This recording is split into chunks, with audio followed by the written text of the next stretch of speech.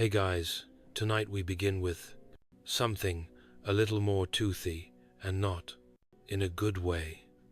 We're diving into the dead, gruesome, nerve-rattling world of medieval dentistry, a time when teeth were pulled with iron pliers, everyone had halitosis, and anesthesia was just a strong prayer and a mug of ale. So, before you get comfortable, take a sad moment to like the video and subscribe, but only if you genuinely enjoy what I do here, and let me know in the comments where you're tuning in from and what time it is for you. It's always fascinating to see who's joining us from around the world. Now, dim the lights, maybe turn on a fan for that soft background hum, and let's ease into tonight's journey together. If you've ever dreaded a trip to the dentist, count your blessings, because back in medieval Europe, your dentist was probably also your local blacksmith, and your checkup came with a side of screaming. Your story as a medieval dentist doesn't start with inspiration. It starts with stench. You're born in a one-room hovel with a dirt floor, a thatched roof, and a family who believes bad breath is simply part of being alive. No one brushes their teeth. No one has a toothbrush. And so, that's for fancy nobles and monks with skin conditions. As a baby, you gnaw on hard bread crusts and dried roots because that's what's available. Teething isn't helped with chilled rings. It's soothed with beer-soaked rags and whispered prayers.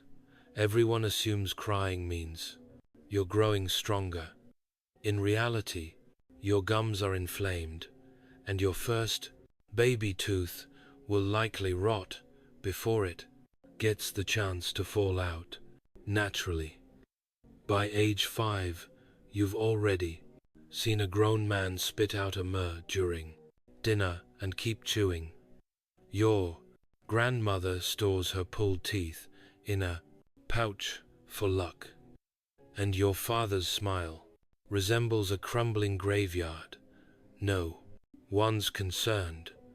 This is normal. And then there's the breath. Oh, the breath.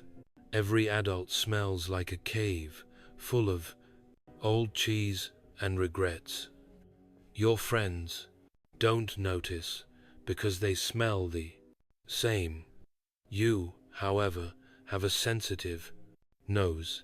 Unlucky for you, but the first sign that you might be destined for dentistry. At age 7, you watch the local blacksmith pull a villager's tooth with tongs meant for horseshoes. The man screams, bleeds, and thanks him afterward. You ask questions, too many, so they hand you the rag, tell you to mop the blood, and suddenly you're the assistant. There's no ceremony, no oath, no official title. But that day, your path is sealed. You're the child who isn't afraid of mouths, the boy who doesn't faint at blood, the one who knows how to boil pliers and bite back nausea. Congratulations, you're now the unofficial apprentice to the Ville's least glamorous profession. Your toys are forceps. Your lessons involve pine, and your playmates are mullers dropped into bowls with a dull clink. You don't dream of being a knight or a bard or even a scribe. You dream of not flinching next time someone screams in your face. And so begins your journey, not with a white coat, but with a blood-stained apron and a very unfortunate destiny. Let's get one thing straight. Dental hygiene in the Middle Ages was a myth. and if it ever existed, it died, screaming sometime around the 6th century. You, the future village tooth yanker, grow up in a world where people clean their teeth with, well, nothing, if they're fancy. And we're talking monastery-level fancy. They might chew on twigs or rinse with wine, but most people, they just let nature take its course. And nature is not kind to mullers. There's no toothpaste, no floss, and no idea that sugar might be bad for enamel. Mostly because enamel isn't a word anyone's heard of. The only thing sweet peasants consume regularly is misery, though nobles do enjoy the occasional honey-laced disaster that accelerates mouth rot with regal flair. You, growing up with an eye for teeth, begin to notice a pattern. Everyone's breath smells like something died in their mouth and brought friends. Halitosis isn't a condition, it's a fact of life. You learn to speak from a distance. You instinctively breathe through your mouth, which ironically only makes your own smell worse. Children lose teeth young, not from age, but from accidents, infections, or chewing on rocks hidden in bread. By age 10, most people already have 2 or 3 ghost teeth, holes where something used to live. People accept this like they accept mud on their shoes or fleas in their bedding. There are herbal remedies, of course. You might chew mint or rinse with vinegar if you can afford it. But mostly, tooth care consists of hoping the pain goes away before it spreads to your jaw and kills you. And no one talks about the gums. Gums are just red, swollen, meat that bleed when touched. And that's fine. Apparently, the idea of brushing for them gently with a soft bristled brush would have sounded like witchcraft. As a budding medieval dentist, you begin cataloging this horror with fascination. You poke at teeth with sticks.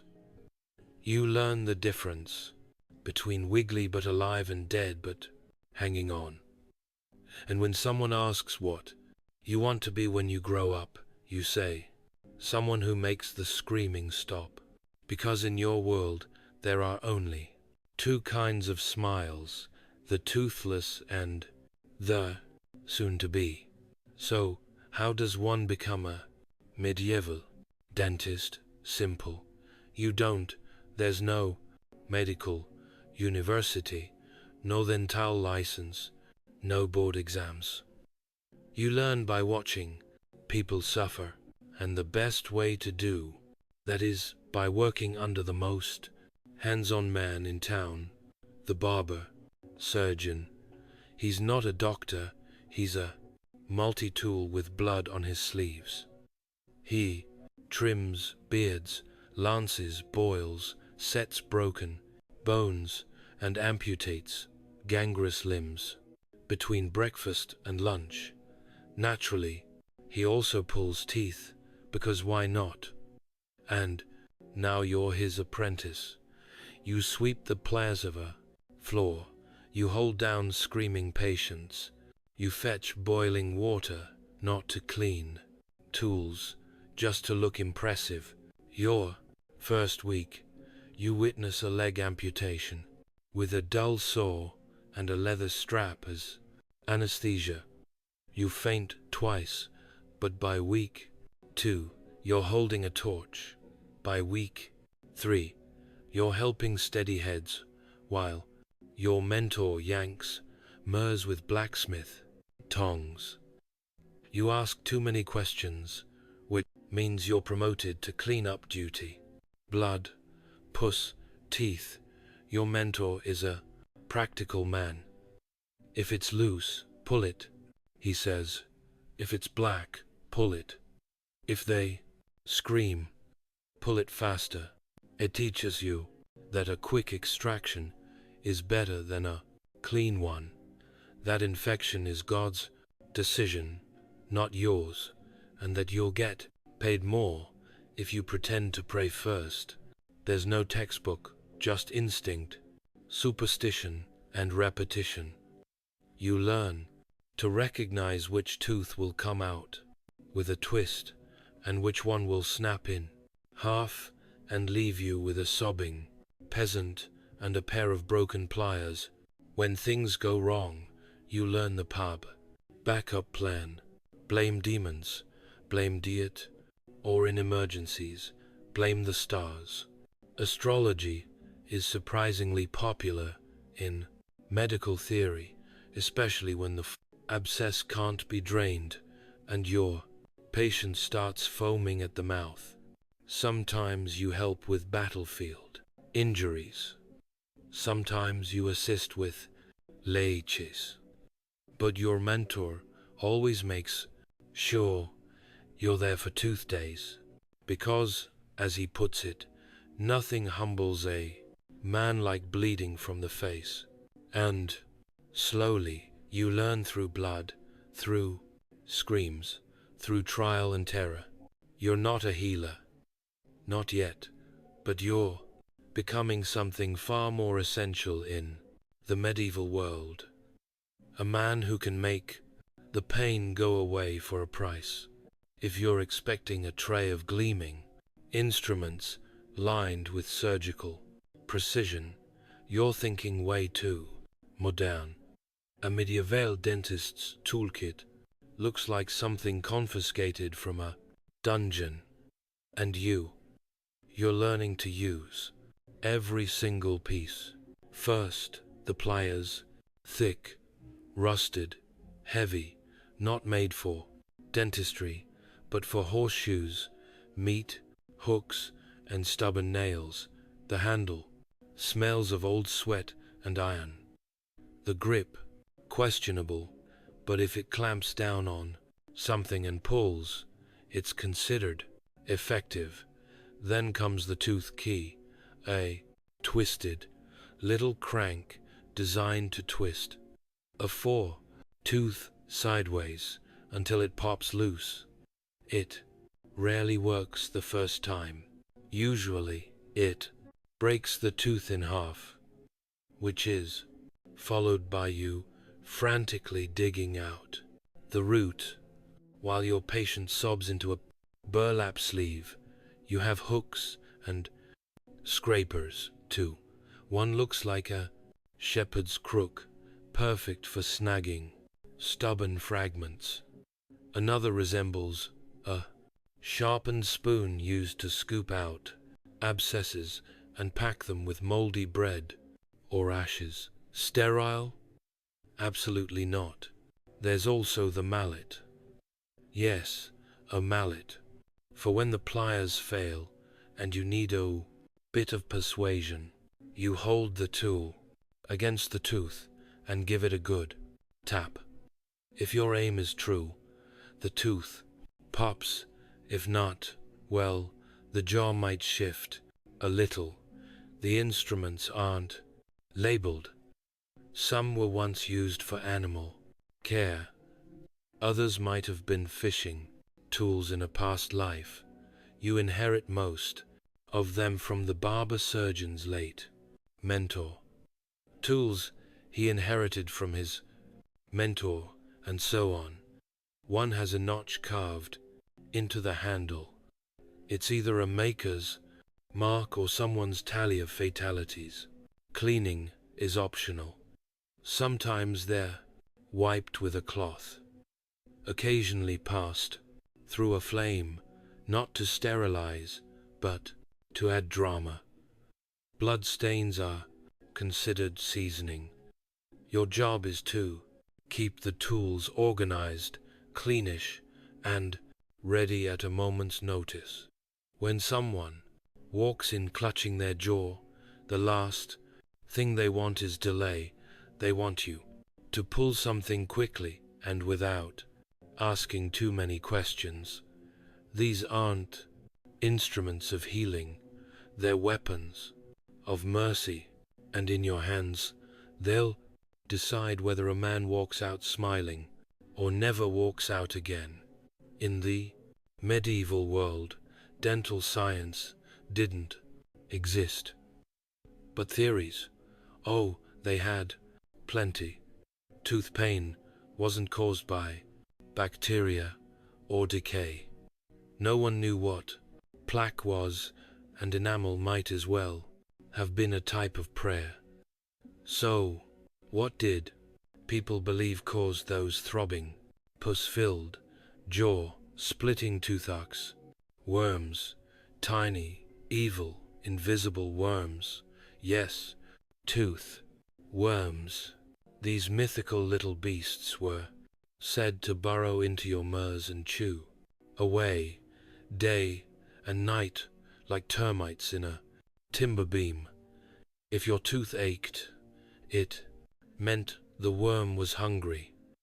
If it cracked in half, the worm had finished its meal. As a budding dentist, you're taught to look serious, while nodding wisely when someone asks, "Is it the worm again, master?" And you say yes, because it always is, of course. There's also the religious angle. Some say tooth pain is punishment from God for lying, for vanity, or for eating too much honeyed bread.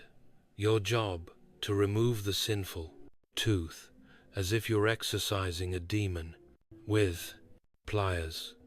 Patients often ask you to pray before an extraction. You oblige, mostly, to calm them down, and maybe a little, because you're afraid, too. After all, you've seen infections travel to the neck and kill a man in days. Surely the gods are involved, right? But the most popular belief, and the one your mentor swears by, is that if you place a roasted onion next to the aching tooth, the worm will crawl out. Of course, all you ever see is steam and tears. No worms, but the patient believes it. Placebo magic and onion breath, a medieval double cure. You even learn a few worm charming rituals. One involves whispering to the tooth, threatening the worm. Another includes heating a mixture of wax, herbs, and goat fat, then dripping it near the gums to smoke the worm out. Spoiler, it never works. Eventually, you come to accept the 4.0 truth, not about worms, but about belief. People want a reason for their pain, even if it's absurd. It's easier to picture a hungry worm than confront the reality of rot, disease, and death. And so you carry on. Healer, priest, pest control. Just another day in the world of medieval mouth monsters. You've watched your mentor yank dozens of teeth from wailing villagers. You've held down the heads, passed the tools, and cleaned up the mess afterward. But nothing, absolutely nothing, prepares you for the first time. You're handed the pliers. The patient is a middle-aged farmer named Edric. His tooth has been aching for a week. His wife says he hasn't slept, eaten, or prayed. Today, he's desperate enough to let a teenager yank it out. You try not to tremble as your mentor steps back and nods. "Go on," he says, arms crossed, apron stained. "Time to earn your fingers." Edric sits on a stool, knuckles white, eyes wild. You mutter something that might be a prayer. He responds with something that might be his last words. You find the tooth, a molar, black and cracked with swollen gums that look ready to explode. You position the forceps, hands slick with sweat. Edric tenses. On 3, you whisper. 1. And on 2, you twist. This is what you were taught. Don't wait for 3. It's mercy, sort of. The tooth doesn't move. Edric screams like he's being skinned. Alive because, well, he sort of is. You adjust your grip, push down harder. You hear a sickening crack, and for a moment, you think you've done it until half the tooth comes out, and the rest stays buried like a jagged little dagger, your mentor size. Keep going. The next few minutes are a blur of blood, curses, twisting metal, and panic. You finally wrench out the last fragment, nearly falling backward with the force. Edric slumps forward, face pale, mouth flooding with red. You've done it. Your hands are shaking. Your apron looks like you've murdered a pig. And yet Edric is alive, sobbing, sure, but grateful in that dazed, pain-shocked way that only a medieval peasant can be. You clean the wound with wine, pack it with herbs, and wrap his head. He thanks you with a bloody smile. You try not to cry or vomit, maybe both. Later, your mentor slaps your back. Not bad, he says. You only crack the jaw a little. You sleep that night with the tooth in your pocket. Your first trophy, your first scar. Once you've pulled a few teeth, you start to notice something that never goes away. Not in the workroom, not on your clothes, not even when you dream. It's the smell. At first, it creeps up on you, a faint sourness in the air. You assume it's the stew boiling next door, or maybe your mentor's feet. But then, you realize it's coming from mouths. Rotting teeth have their own stench. A Gagend-inducing cocktail of pus, blood, fermented food, and the unmistakable tang of necrotic flesh. Every time a patient opens wide, it hits you like a wall, and it stays with you. It soaks into your apron, your hair, your fingernails. You start to notice other things too. The smell of fear. It's real, sharp, and metallic, especially when your patient is sweating through their tunic, eyes darting, knuckles white on the arms of the chair. Fear makes people stink in a very particular way. It mixes with the tooth rot, the garlic breath, the damp wool, and the faint aroma of hopelessness. No candle or herb bundle can cut through it. You stop trying. You also start keeping track of how many people pass out before the pliers even touch their mouth. You learn to catch heads before they fall. You get good at predicting who will scream, who will faint, and who will try to run. You have a rope for that now. Standard practice. Sometimes the rot is so advanced, the tooth crumbles under your tool like moldy bread. What comes out isn't a tooth. It's a memory of one, blackened and soft, a fragment of a past meal and a future infection. You try not to breathe too deeply, but it's no use. The smell is part of you. Now, you leave the workshop and people instinctively take a step back. Children cry when you pass. You've become an old factory omen. One day, a merchant you helped weeks ago walks past you in the market. He nods politely, then holds a cloth over his nose. You're used to it, because in this life, you don't just carry tools and bandages. You carry the scent of every open mouth you've ever reached into, and there are many more to come. By now, you've stopped seeing mouths as parts of people. You see them as battlefields, and you're sent in after the war. Every patient who sits in your chair carries a story between their lips, and it's always written in rot, blood, and broken enamel. Their mouths are disasters, caves of blackened stumps, cracked murs, exposed nerves, and gums that look like overripe fruit.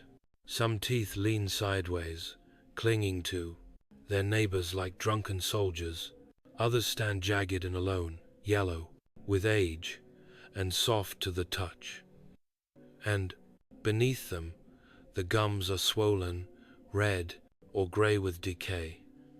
You've even seen maggots, and not just once. You don't ask questions anymore. You just pry it open and assess the damage. There are teeth that wiggle when the patient breathes, others that explode into fragments the moment your tool touches them. You've seen mouths where not a single tooth remains intact, just roots poking through pus-filled craters.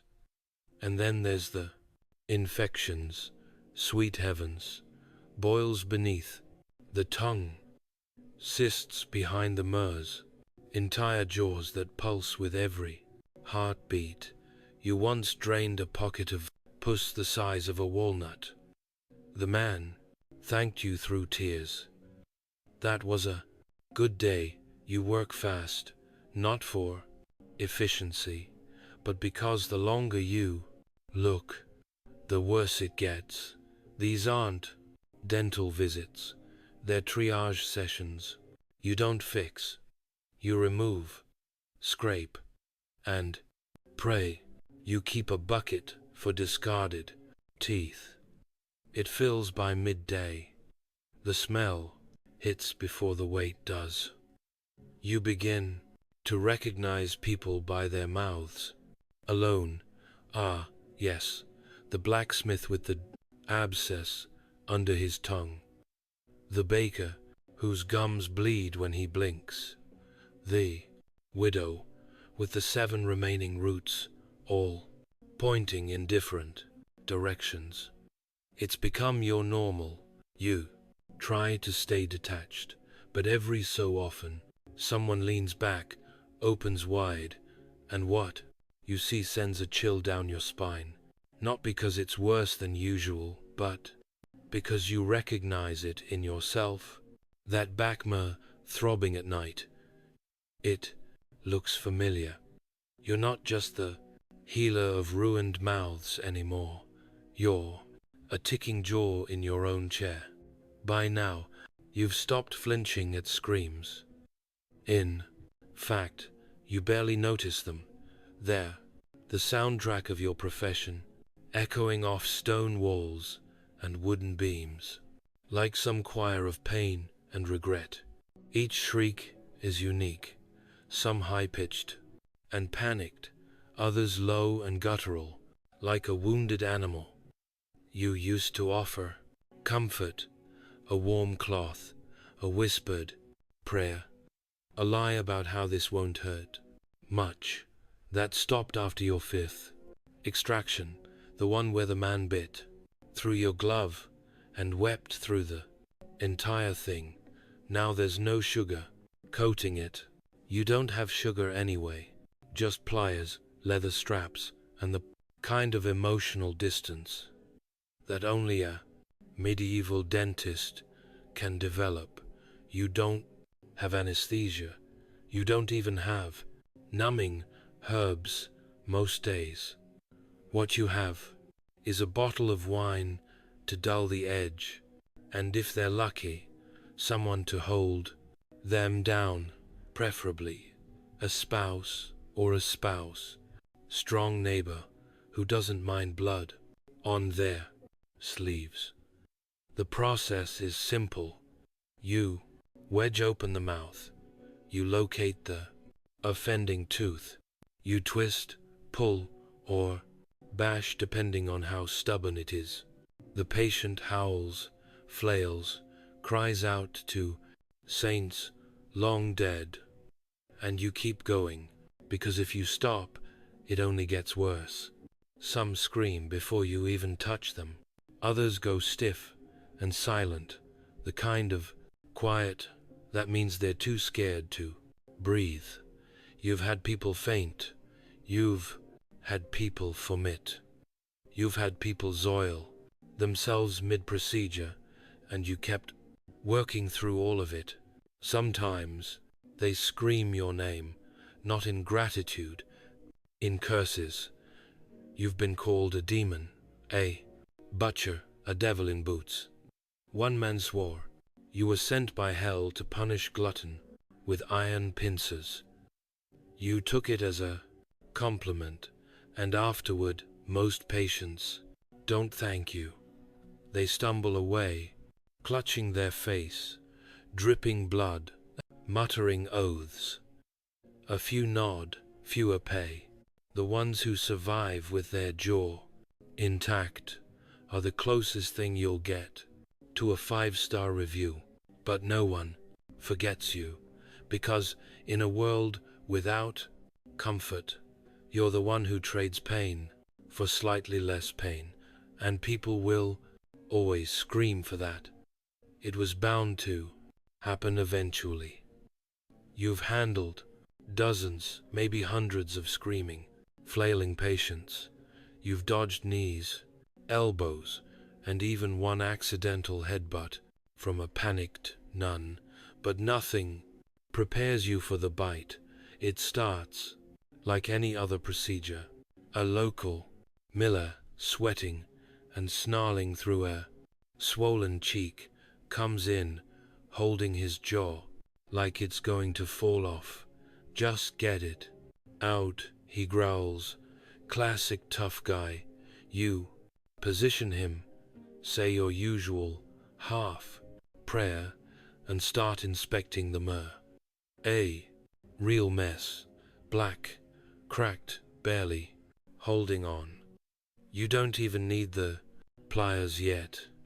You just poke around with your finger to check movement. That's when it happens. He clamps down hard. Your finger is caught between two rotting teeth, and suddenly you understand what real pain feels like. You scream. He screams. Someone else in the waiting room screams out of sympathy. You try to pull away, but it's too late. His jaw locks with desperation. He's not attacking you, he's panicking. But your skin doesn't care about intentions. It's breaking. Blood fills your glove. Your mentor rushes in, tries to pry his mouth open with the blunt end of the tooth key. It works eventually. You stagger back, holding your hand like it's made of fire. One of your fingertips is torn, the nail half gone. Your hand swells. Immediately, there's no antiseptic. Of course, just wine, boiled water, and the hope that God's not in a vengeful mood. Today, you wrap it tight and keep going. There are still 5 more extractions on the schedule, and you need the coins.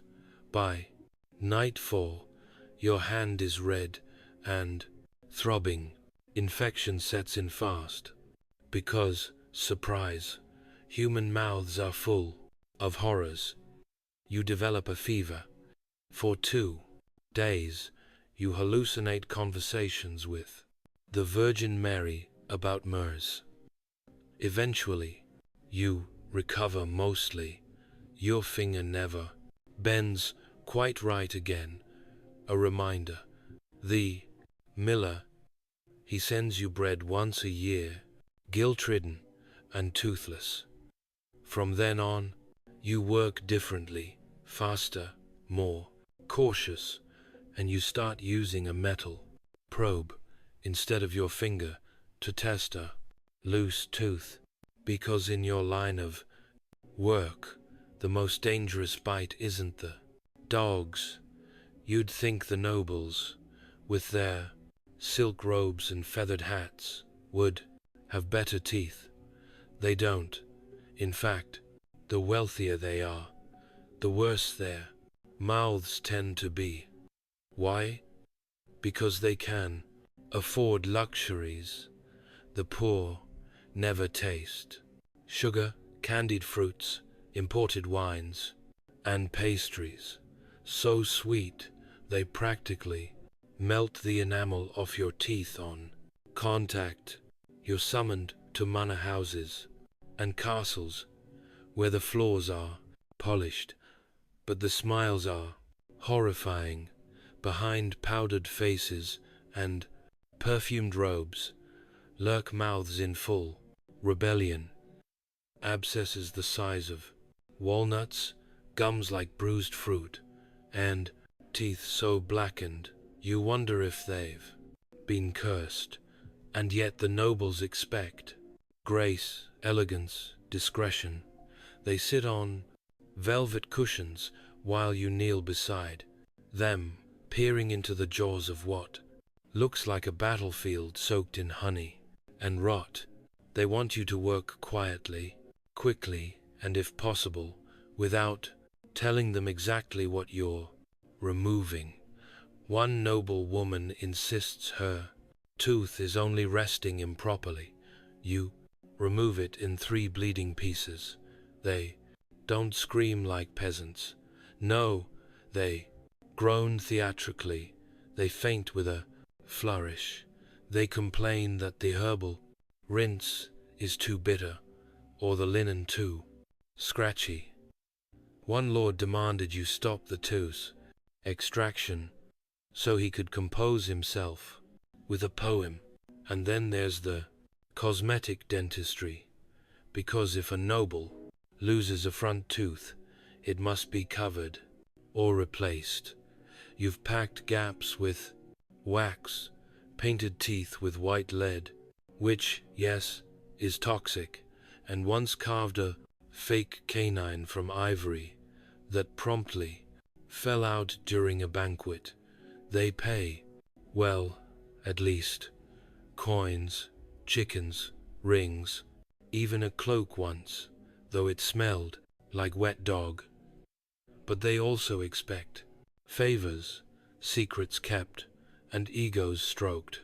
You don't mind, because every time a baron or duchess opens their mouth, expecting perfection, and you peer inside, to see the same festering trench as any beggar in the street, it reminds you of something important. Decay is democratic. It doesn't care how rich you are, and you're the great equalizer, pliers in hand, ready to remind everyone that beneath the silk and titles they all rot the same. By this point, your reputation precedes you, but not in the way you hoped. You walk into a tavern and conversations die. Children duck behind their mothers. A man once spit at your feet and crossed himself, muttering something about plague demons. Another carved a charm to wear around his neck to ward off your curse. You're not a hero. You're not even a healer. You're the tooth man, and that means something dark. To the Darksea villagers, you're a necessary evil like famine or taxes. They come to you only when the pain outweighs their terror. No one visits a medieval dentist casually. They wait until they're desperate, delirious, half hollowed out by infection. Then they appear at your door, trembling, hat in hand. You try to be gentle at first, but gentleness doesn't matter. The moment they see the pliers, the fear takes over. Some flinch when you speak. Others don't meet your gaze. The bravest ones offer a nervous smile with whatever teeth they still have. No one celebrates your work. When you do it well, they scream. When you do it poorly, they scream more. If you save a life, it's forgotten. If you botch a pull, it's legend. One woman claims you removed the wrong tooth. You didn't, but the story spreads anyway. Until you're the man who steals myrrhs for fun. A group of boys once followed you through town, singing a little song. One for the farmer, two for the priest. Hide your teeth or he'll make a feast. You laugh because you have to, but it stings. You never wanted to be feared. You wanted to help.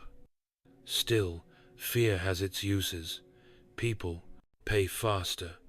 They listen. No one questions your price when they think you might yank the wrong tooth just to prove a point. And when someone collapses in the street from an abscessed jaw, you're the first person they call.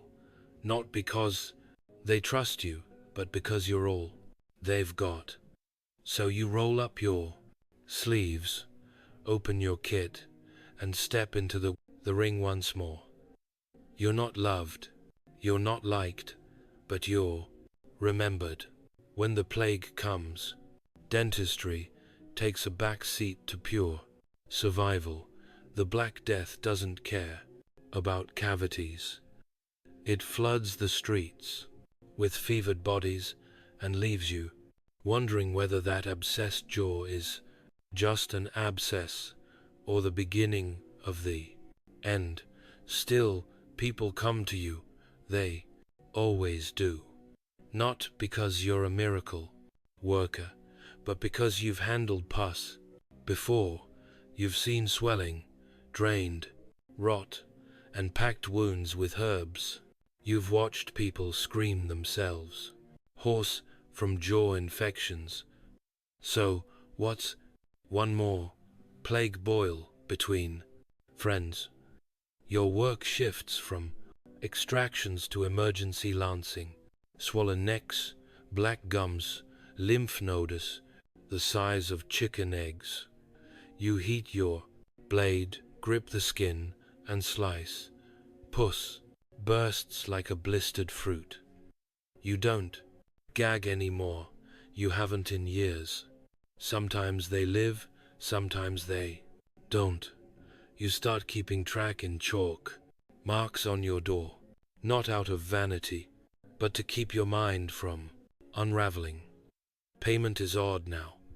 No one has coins, so they pay in bread, dried meat, or promises they won't live long enough to fulfill.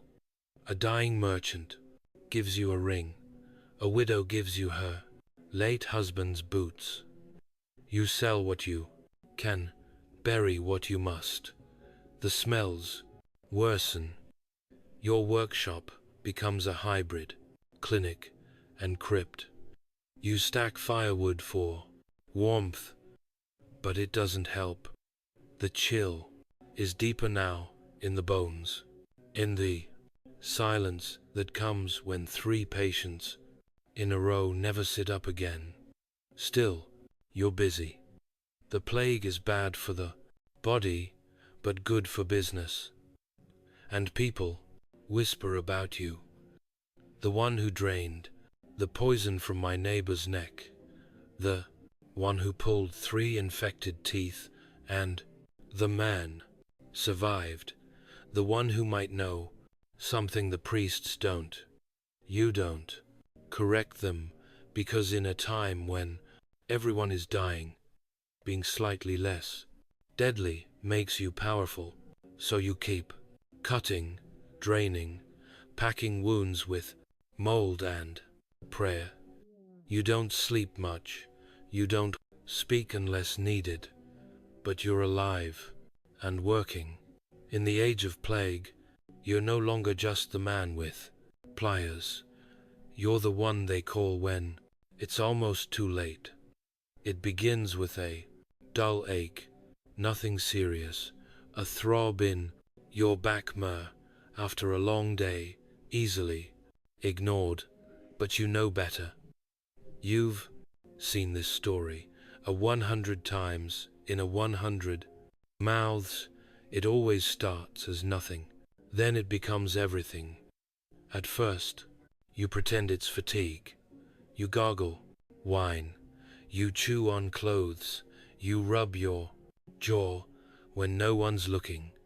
But inside, you know the rot has come for you. You try to work through it. After all, there are mouths worse than yours. Peasants with no teeth at all. Nobles whose breath wilts flowers. You've survived the screams of others. Surely you can survive your own. But the pain grows. It crawls up your jaw, into your ear, behind your eye. You stop eating. You stop speaking. You start dreaming about the tooth, the same one over and over, falling out, growing worms, whispering to you in Latin. You consider asking your apprentice for help, but he's too green. He hesitates. He still wipes his tools on his sleeve.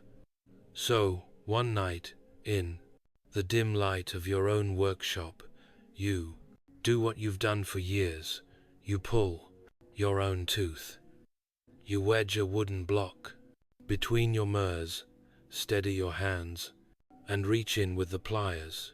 You've done this hundreds of times. You know exactly how to grip, twist, and remove, but you've never done it to yourself. The pain is indescribable, not because it's worse, but because it's yours. You groan, half in rage, half in agony. You sweat through your tunic. You taste blood, then more blood, and then, finally, relief, sort of. You drop the tooth into your tin bowl. It rattles next to the others. For a moment, you stare at it. It's just another ruined thing in a room full of them. You clean the wound. You don't pack it, not out of oversight, but pride. You'll heal or you won't. It's always been that way. The pain lessens, but something lingers, because for the first time you understand what every scream really meant. And now you carry it, not just in your hands, but in your empty jaw. There's no grand ending for a medieval dentist, no cathedral burial, no gilded plaque, no choir singing praises of murs, yanked and abscesses drained. Just an old man in a blood-stained apron stooped over his bench, tools worn down to crooked metal nubs. Your hands ache now, your knees grind like worn teeth, your vision blurs in the evenings, and your ears ring with echoes of 1,000 past screams. The patients still come, but you move slower, you speak less, you grip the pliers with fingers that no longer close without pain. One day you reach for bread and feel it, a crack, a soft crumble in your mouth, another tooth gone, your own again. You don't bother saving it. You've lost count. You no longer eat apples. You drink your meals now chew only when necessary. Your tongue searches the gaps in your mouth like a soldier walking a ruined battlefield. There are fewer survivors each year. You wonder sometimes if the villagers will remember you when you're gone. The man who wore death on his breath and mercy in his hands. The one who pulled more teeth than most people had in their heads. But truthfully, they won't build you a tomb. You're not a priest. You're not a knight. You're just the man who helped them scream a little less. Your grave will be shallow, your name scratched onto a wooden plank. Maybe, maybe not. But the work you did, it lives on. In every mouth that still chews without agony, in every child who didn't die from a jaw infection, in every noble who hid their rot behind a painted smile and never once said, "Thank you," and in the bucket of teeth beneath your workbench, a quiet monument to a life of blood, rust, and nerve. When you die, there will be no mourning procession, just a silence in the workshop and a smell that lingers for a day too long. Eventually, someone else will pick up the pliers, someone younger, hungrier, less haunted. The screams will return, but for now your hands go still, your breath fades, and somewhere in the village, a child will feel a sharp pain in their tooth. They'll ask, "Where's the man who makes it stop?" But you'll be gone. No tombstone, just gums. Before silk, before linen, before anything remotely resembling a fashion statement, there was just skin. Human skin exposed to sun, wind, cold, insects, and every other force nature could throw at us. In the earliest chapters of human history, clothing wasn't about style, it was about survival. The very first humans lived in harsh, unforgiving environments, and they had to get creative fast if they wanted to make it through the night. The solution: whatever was lying around, animal hides from the hunt, flexible tree bark, woven reeds, and even grass, twisted into primitive belts and skirts. It wasn't pretty, but it worked. And it was here, in this primal moment, that clothing was born. These weren't outfits, they were shields. The fur of a predator might keep you warm in winter, but it also made you smell like a meal to the next lion that came sniffing. Still, for early humans, warmth outweighed aesthetics. We wrapped ourselves in raw skins, tied them together with sinew or vines, and hoped for the best. But over time, even these crude covers started to take on symbolic meaning.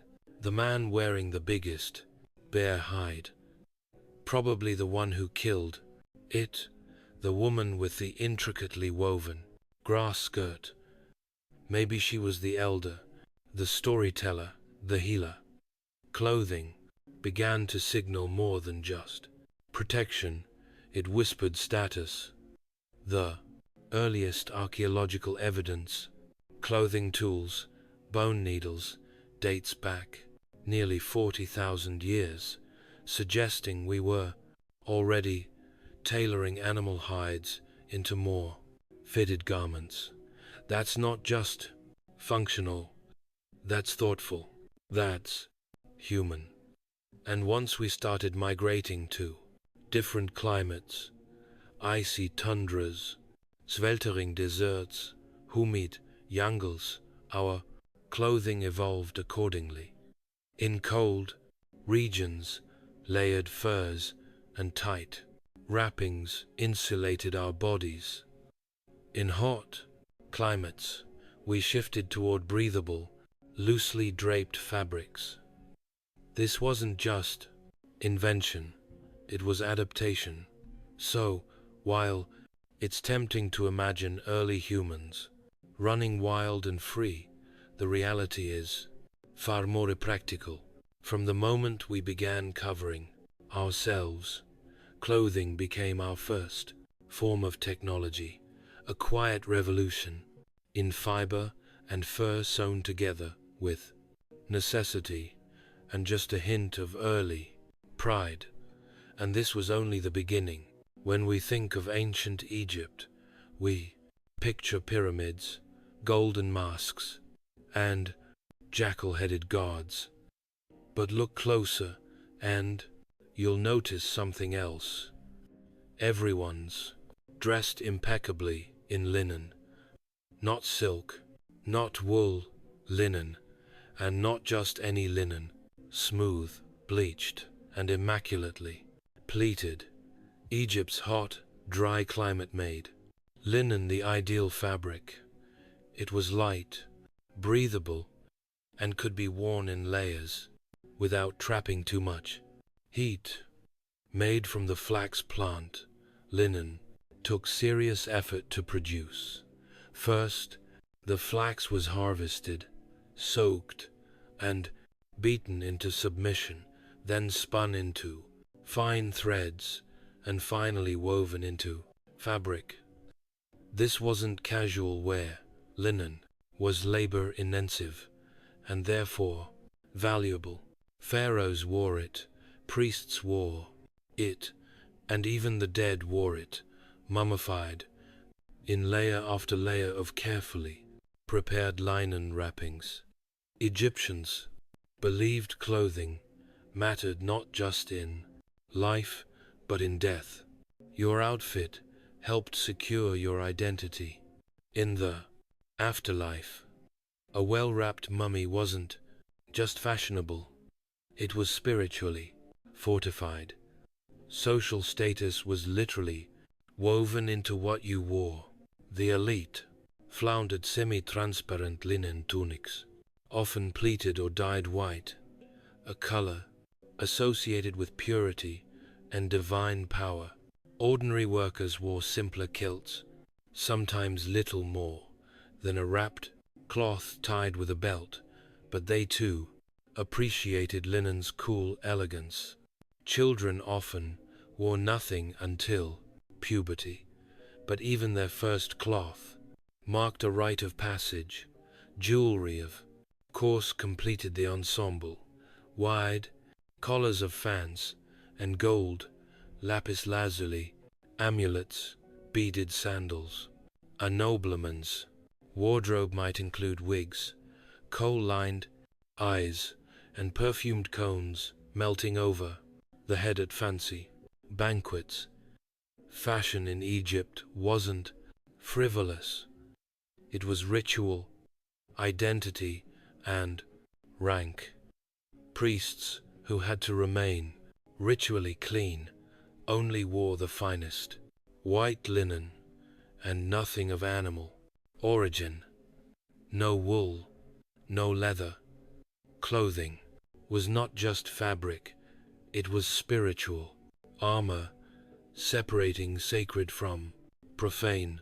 Even slaves and servants had clothing suited to their tasks, though rarely with adornment. Yet whether they worked the fields or tended the palace, linen defined Egyptian fashion for thousands of years. So, while other civilizations were still bundling up in skins and wool, Egypt was pioneering one of humanity's first fabric revolutions, smooth, sunlit, and stitched into eternity. If Egypt spun gold from flax, Mesopotamia wove its civilization in wool. In the fertile lands between the Tigris and Euphrates, the earliest city-states were also among the earliest trendsetters. Their fashion, draped robes, wide belts, and layers of wool. The pride of Sumer, Akkad, Babylon, and Assyria, wool was more than clothing. Here, it was economy. Sheep were everywhere, and their fleece was essential to Mesopotamian trade, temple, offerings, and taxation. In fact, temple complexes managed flocks and textile production like miniature empires. Clothing was centralized, sacred, and bureaucratic all at once. The typical outfit for men was the counter keys, a wraparound skirt or tunic often made from tufted wool, giving it a shaggy, pelt-like appearance. At first glance, it looked like someone skinned a sheep and wore it untrimmed. That's not far from the truth, but over time it became a stylized ceremonial garment, even a royal one. Kings, priests, and deities were often depicted in Kanuki's robes, indicating its prestige. Women's garments were similarly draped, but sometimes extended to the ankles with one shoulder exposed, practical yet refined. These outfits weren't sewn or tailored like Egyptian linen. Instead, they were wrapped and pinned, shaped more by artistry than stitch work. Social class dictated the details. Elites wore fine dyed wool, rich indigos, deep reds, sometimes decorated with fringe or embroidery. Servants and laborers wore coarser versions, and like in Egypt, children often went nude until a certain age. Modesty, after all, was a fluid concept in early civilizations. Mesopotamians also wore wide belts or girdles, often made of leather or wool cords, to hold their garments in place. These belts were status items, sometimes decorated with bronze studs or inscribed with names, prayers, or symbols of divine protection. Headwear was common, especially among men. Conical hats, headbands, and turbans marked identity and status. Soldiers and messengers might wear simple leather caps, while priests and royalty had more elaborate coverings. Jewelry completed the look. Earrings, bracelets, and necklaces made of gold, silver, lapis, and carnelian. Even the poorest often wore at least a simple bead or amulet for protection. So, while Egypt flowed with linen, Mesopotamia strutted in wool, raw, warm, and weighty, with meaning. Their draped style wasn't just about fabric, it was about power, piety, and the world's first wardrobes. While Egypt mastered linen and Mesopotamia flaunted wool, the people of the Indus Valley quietly revolutionized clothing with something soft, breathable, and shockingly ahead of its time. Cotton. Yes, actual spun and woven cotton, and they did it over 5,000 years ago, centered around cities like Mohenjo-Daro and Harappa. The Indus Valley civilization left behind no grand temples or royal tombs, but it did leave hints of a highly organized, hygienic, and fashion-conscious society. There, clothing was clean, minimal, and functional, perfectly suited to the hot, humid climate of what is now modern-day Pakistan and northwest India. The evidence we have comes from terracotta figurines, seal impressions, and some impressively detailed sculptures. Men typically wore a short kilt or wrapped cloth tied at the waist, while women draped longer garments, sometimes over one shoulder. Think of it like an early ancestor of the sari.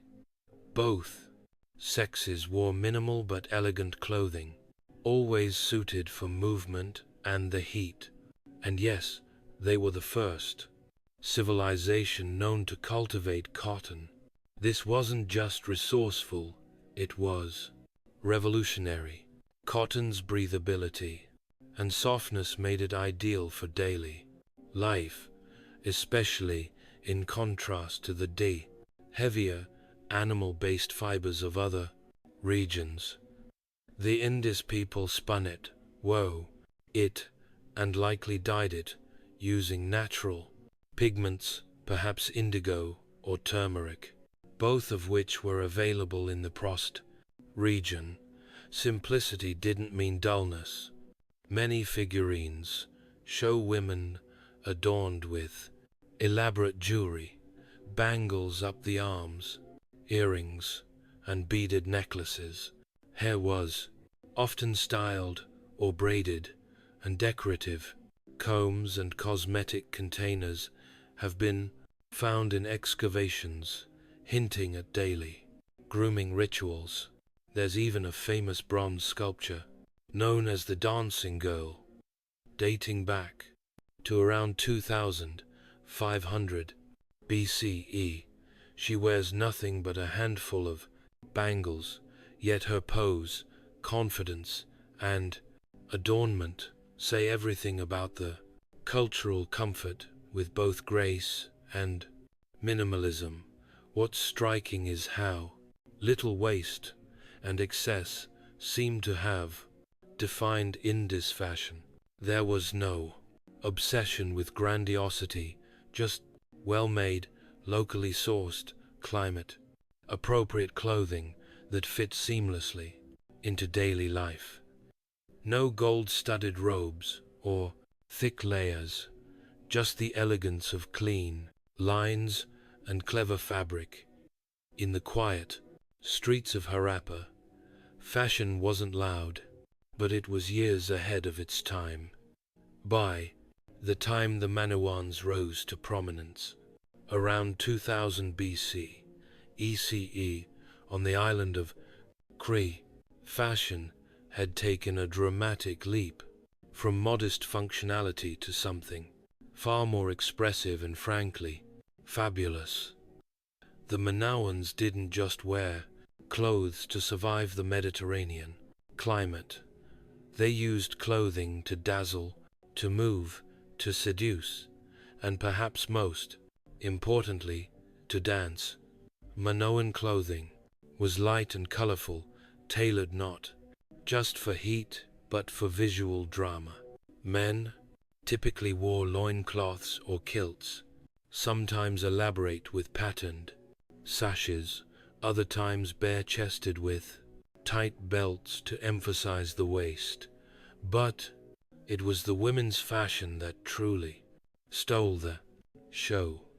Depictions from Minoan fresco, such as those at Knossos, show women wearing garments unlike anything seen in other ancient cultures, fitted bodices with flounced layered skirts, sometimes bell-shaped, often tiered, and, remarkably, open fronts that left the breasts exposed.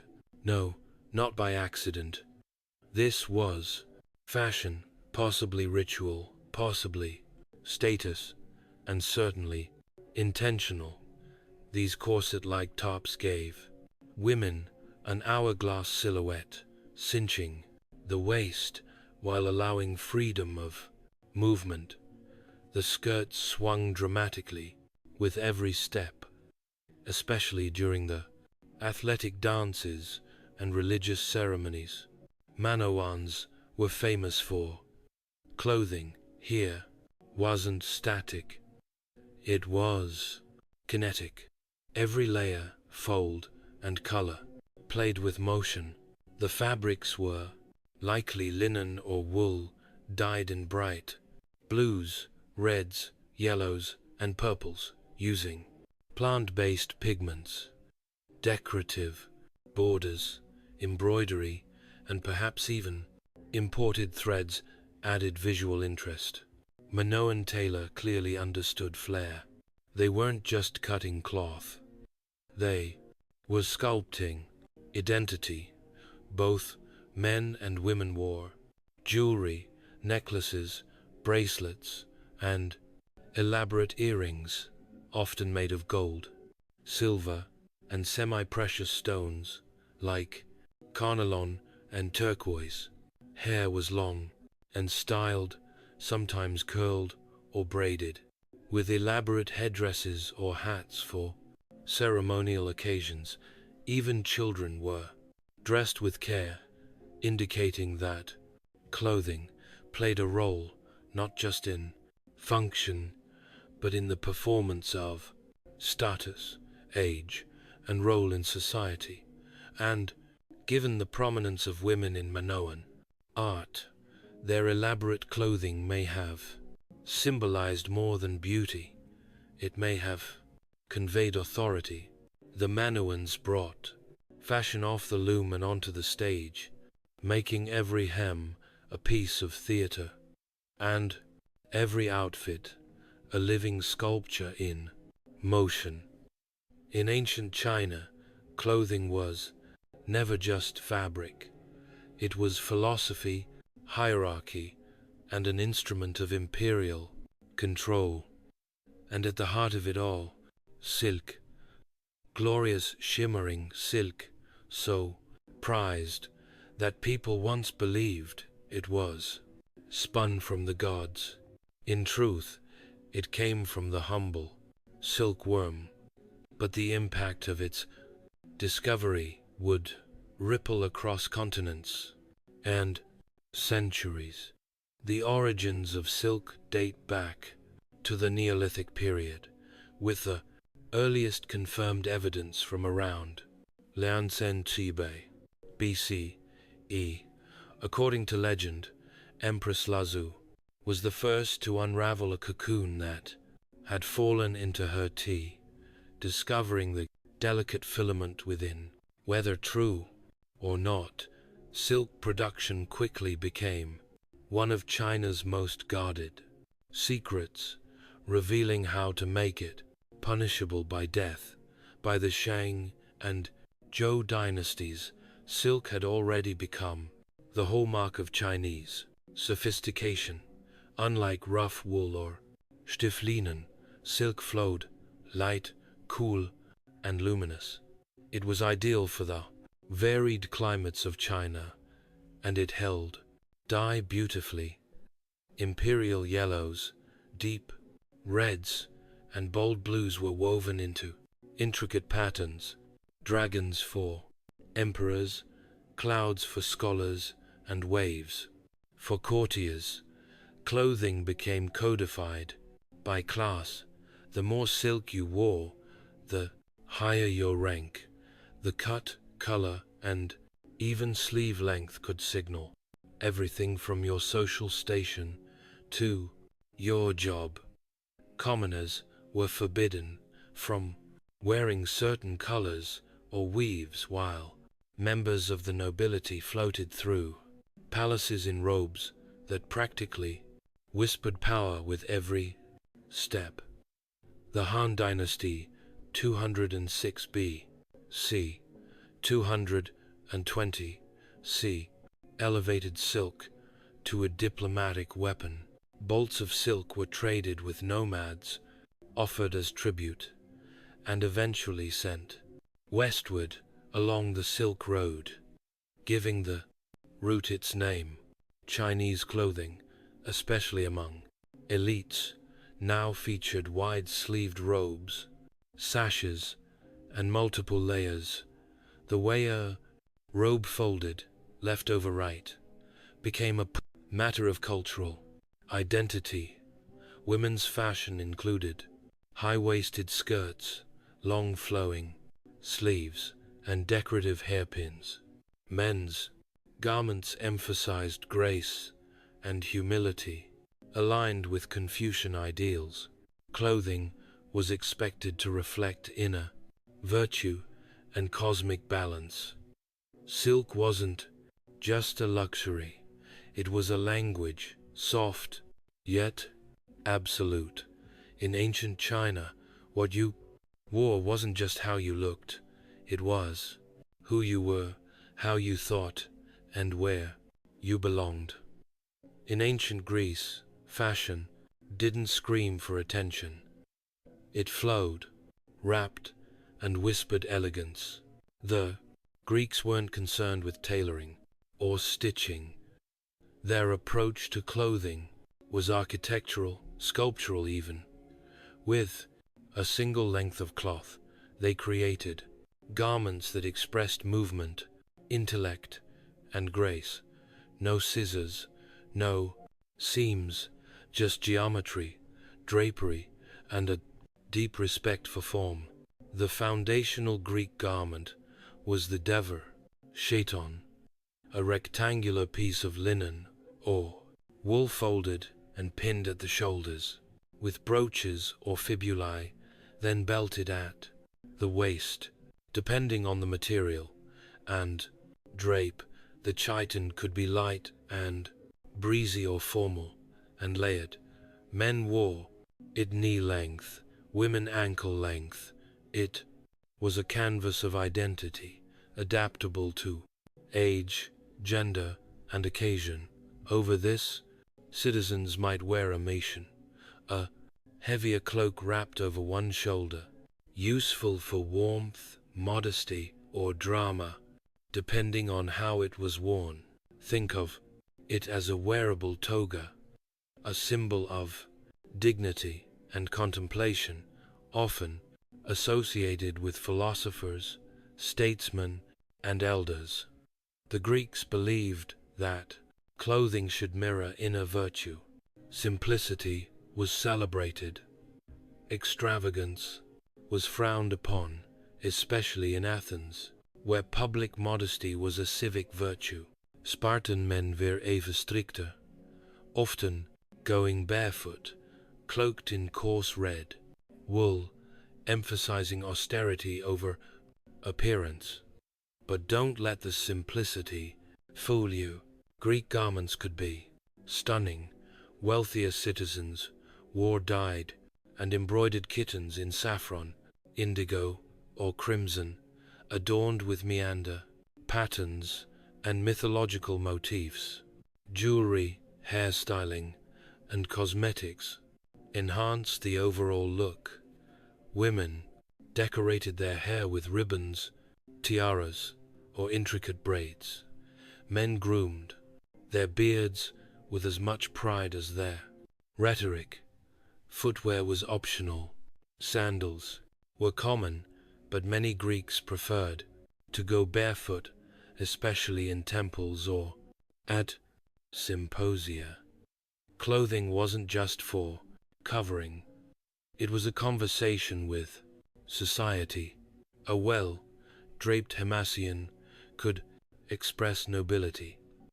A disheveled chiton might signal mourning or madness.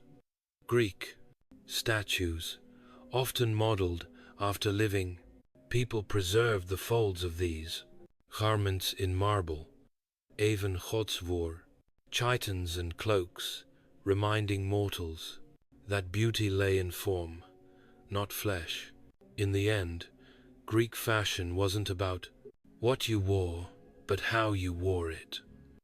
With thought, with poise, and above all, with philosophy woven into every fold.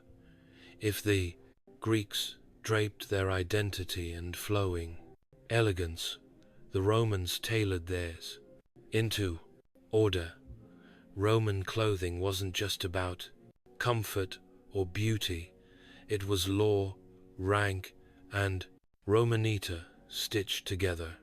What you wore in Rome told the world exactly who you were, how much power you had, and even where you could sit in the town senate.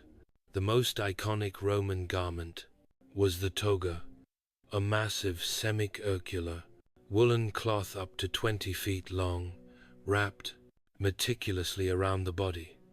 It was bulky, impractical, and required practice to wear properly, but that was the point.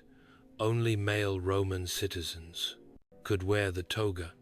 It was a symbol of Roman citizenship, and by extension, Roman superiority. Togas came in different styles and colors depending on your status. The toga virilis was plain, white, worn by adult male citizens. The toga prior, with a purple border, was for magistrates and certain priests, and the toga pica, dyed entirely purple with gold embroidery, was reserved for emperors and triumphant generals. Purple dye derived from the Murex Sea. Snail was so expensive, it was essentially worth its weight in gold. But most Romans didn't wear togas every day. The tunic, a simple belted garment made of wool or linen, was the daily go-to, short for men, long for women. Slaves and laborers wore basic, unadorned tunics, while senators had theirs marked with broad purple stripes. Latus clave, even the width of a stripe, could separate a senator from a knight. Vomen vorsters, long sleeveless dresses often layered over a tunic, tied at the shoulders and belted at the sao waist. Married women covered their heads with a pall, a rectangular shawl that added modesty and mobility. For upper-class women, appearance was power. Fabrics grew more colorful, jewelry more elaborate, and hairstyles more towering. With each passing dynasty, Romans also loved footwear.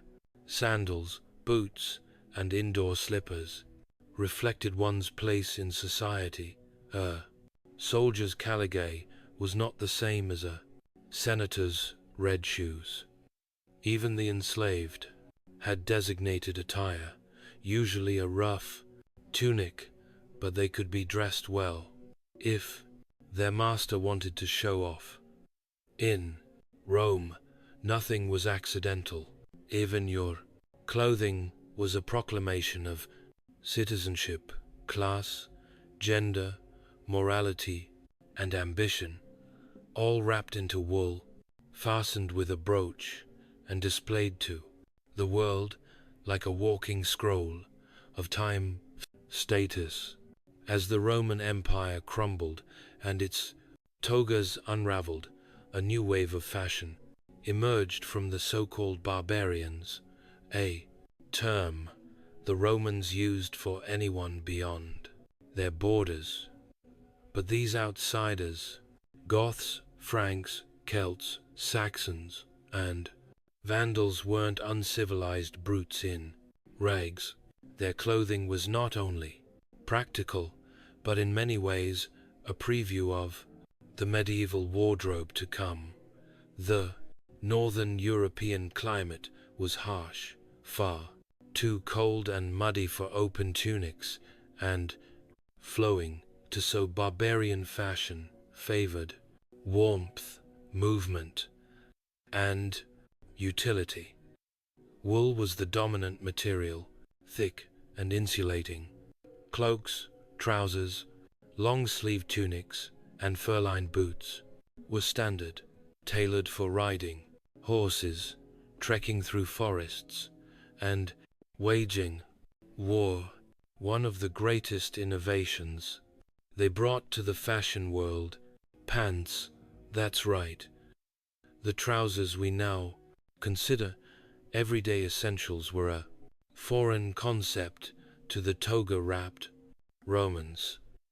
Initially viewed with disdain, pants became indispensable as Roman soldiers adopted them, while fighting in colder regions. Eventually, they spread into common use throughout Europe. Men wore bracca, a form of early trousers, with a tunic and often a belt or leather harness across the chest. Women wore layered wool dresses with long sleeves, often cinched at the waist, and draped cloaks fastened with ornate brooches or pins. Colorful dyes were popular, reds, blues, and greens derived from plants and minerals, and patterns, like checks or stripes, began to appear, foreshadowing Celtic tartans. Clothing also communicated allegiance and tribe. Brooches, belt buckles, and fibulae were not just functional. They bore symbols of lineage, mythology, or rank. The Celts, for example, created intricate metal work that blended art with attire. Hair and grooming varied. Long hair and beards for warriors, braided styles for women, and even facial tattoos in some Celtic tribes. Jewelry made of bronze, amber, and glass was common, worn by both genders. By the time the Western Roman Empire fell, the so-called barbarian dress had laid the foundation for medieval European clothing, layered, woolen, and built for real life. Less about ceremony, more about survival, but still rich with meaning, beauty, and cultural pride. And so, from the linen kilts of pharaohs to the woolen cloaks of kings, to be ancient clothing stitched together far more than bodies. It wove Bark-Silan together entire civilizations. Queen Tati was born into a world on fire, not with flames, but with ambition, betrayal, and the slow grind of empires locking horns over the fragile spine of the Levant.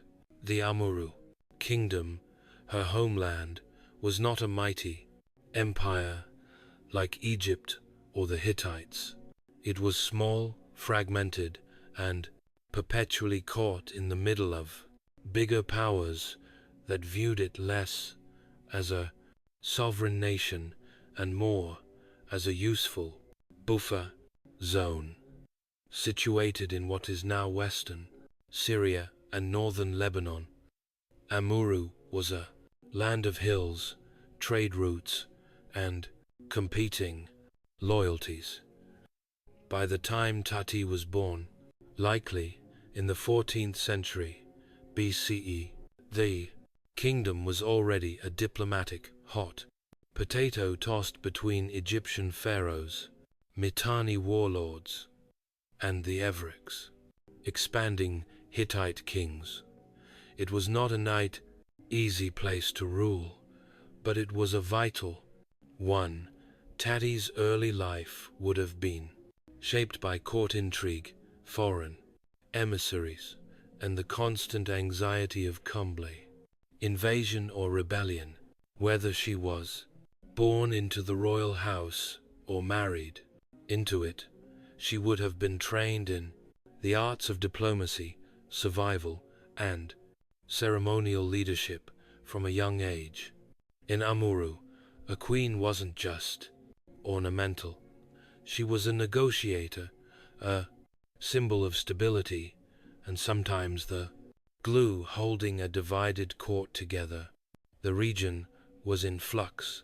The once powerful Mitanni kingdom was crumbling, losing territory and influence to the rising Hittites. Egypt under Amun, Hototep, and later Akhenaten still considered Amurru part of its sphere of influence. Meanwhile, local rulers constantly weighed their options. Should they swear loyalty to Egypt, gamble with the Hittites, or try to play both sides. Tati came of age in this storm. As a woman in a male-dominated political landscape, her rise to visible power is remarkable in itself. The fact that she was mentioned in Hittite diplomatic records, official correspondence between kings suggests not just status but authority. She wasn't a background figure, she was at the table. Though the historical record is sparse, her name alone reveals something crucial. In a time when most women were erased from stone and clay, Queen Tati made herself known, and that was only the beginning. In the world of the late Bronze Age, diplomacy was often brutal, and alliances rarely lasted longer than a harvest season.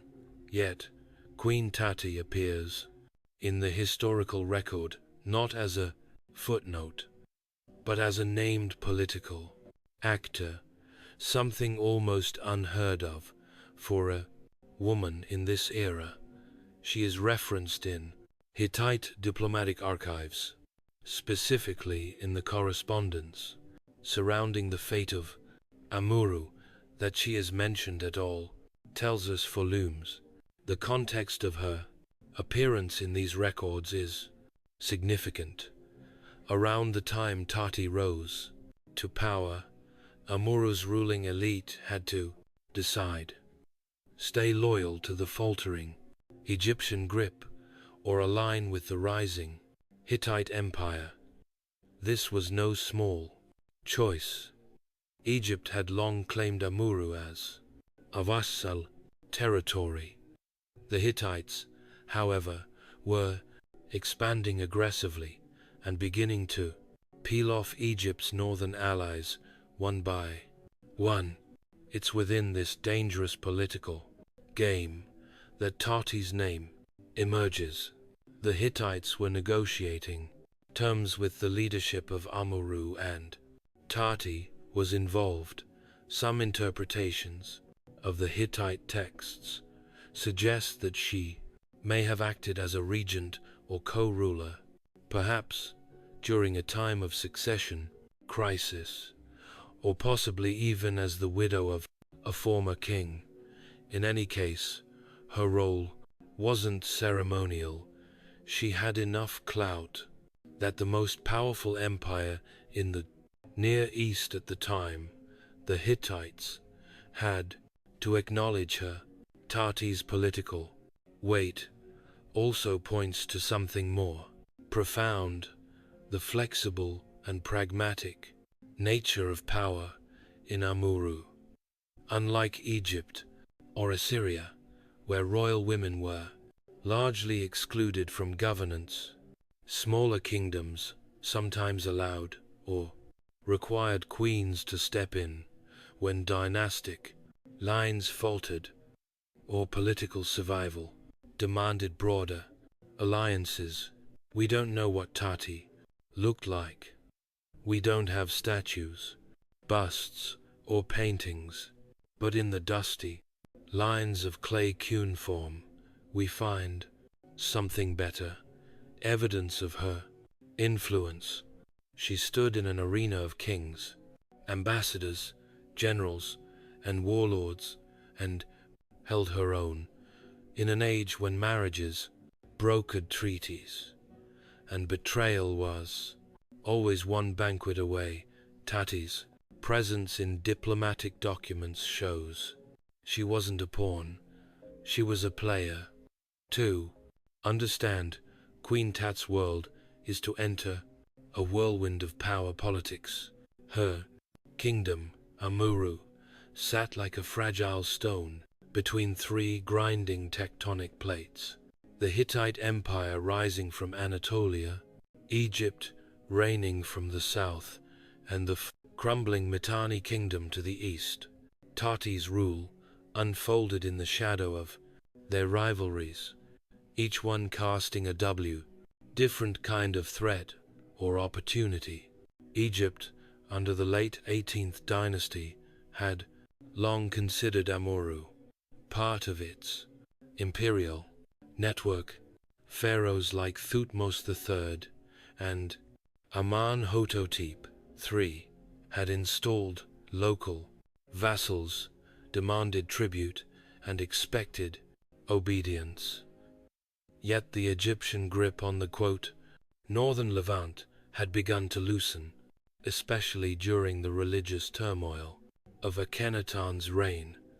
Egypt was distracted, vulnerable, and preoccupied with gods instead of generals. Meanwhile, the Mitanni, once a major power in the region, were rapidly deteriorating. Internal strife and military defeats had opened them to invasion from the east and north. Their former allies were watching closely. Amaru, a former Mitanni vassal, found itself increasingly isolated. Then came the Hittites, under the brilliant and ruthless leadership of Superuluma, the Mai. This king wasn't content with ruling Anatolia. He had his sights set on the Syrian corridor, including Amuru. Superulma launched military campaigns deep into the Levant, breaking down Mitanni resistance and seizing one city-state after another. His goal was simple: control the trade routes, neutralize Egypt's influence, and bring strategic regions like Amuru into his orbit. This was the world Tati navigated, a triangle of power, each point burning with ambition. She could not afford missteps. Choosing Egypt risked Hittite retribution, backing the Hittites' might, anger, local factions still loyal to the Dues Pharaoh, and aligning with the decaying Mitanni was a gamble at best. Yet amid this storm, Queen Tati didn't vanish. She remained politically visible, mentioned in Hittite negotiations, likely weighing loyalties. With every caravan that passed through her kingdom's passes, she wasn't just surviving, she was maneuvering. Her rule, or regency, occurred during one of the most volatile eras of the late Bronze Age, and instead of being crushed by the chaos, Tati seems to have used it, not to dominate, but to endure.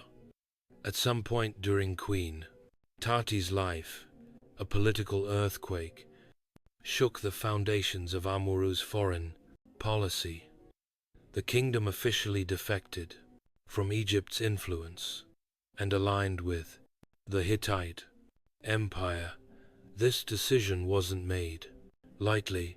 It redefined Amuru's place on the map, triggered Egyptian retaliation, and cemented the kingdom's role in one of the most complex diplomatic networks of the Bronze Age. The Hittite king Supil-Tain, a master strategist and expansionist, had already begun pulling small Levantine kingdoms into his sphere through both military might and shrewd negotiation. When Amaru's leadership, likely with Queen Tati at the center, agreed to switch sides, the deal wasn't sealed with just words. It was formalized in a treaty in the Hittite cuneiform archives. This treaty survives, though it centers on the male ruler of Amuru, most likely Tati's husband or relative. It's important to recognize that Tati's name appears in related diplomatic correspondence, showing she was not a silent partner. She may have played a vital role in the negotiation, especially in managing the domestic blowback and foreign expectations. The treaty spelled out key obligations. Amuru would now be a vassal of the Hittite king. In return, the Hittites promised protection not just from Egypt, but from rival tribes and internal dissent. This was more than a handshake. It was a survival pact. Egypt did not take this betrayal lightly. Pharaoh Akhenaten viewed the shift as treason. The Amana letters, a collection of clay tablet correspondence between Egyptian officials and their vassals, hinted diplomatic outrage and urgent demands. Tart's court must have braced for retaliation, but aligning with the Hittites was strategically the smarter bet. Sapaluma's military campaigns had shattered Mitanni power, and Egypt was slipping into religious and political instability. Tati's decision, and yes, we must call it hers too, was one of calculated realism. The treaty with the Hittites was a turning point. It gave Amuru security, but at a cost. The great kingdom was no longer a neutral buffer. It had picked a side in a war of empires. And once you chose a side, there was no going back. Queen Tati didn't just witness this shift. She helped steer it. The moment Amuru allied with the Hittites, Queen Tati and her court became the eye of a geopolitical storm. Egypt was furious. Once considered a loyal vassal state, Amuru had now, in Egyptian eyes, committed outright betrayal. And betrayal in the Bronze Age didn't just provoke letters, it provoked retaliation. The Amana letters, the cache of diplomatic correspondence between Egyptian pharaohs and their vassals, reflect this tension. Egypt accused Amuru's leadership of treachery, questioned their honor, and demanded obedience. While Tati's name isn't front and center in these texts, the fact that she appears in Hittite records during the Plun same period suggests she was deeply involved in the storm behind the scenes. What followed was not just a clash of armies, but a battle of loyalties. Egypt began pressing neighboring rulers to isolate Amuru. Border skirmishes likely increased. Tati would have been faced with managing not just external threats, but internal dissent. Not everyone in Amuru agreed with the pivot to the Hittites, especially those who had benefited from years of Egyptian patronage. Merchants, military leaders, and even members of the royal household may have questioned the wisdom of this alliance. Tati had to tread carefully. Her position was likely strengthened by her proximity to the throne, possibly as queen, mother, regent, or senior consort. Her experience and diplomatic skill would have been critical in holding the kingdom together. She wasn't just navigating battlefield strategy. She was managing the emotional landscape of betrayal, the breakdown of generations-old alliances, and the psychological toll of war. But betrayal can also be a path to reinvention.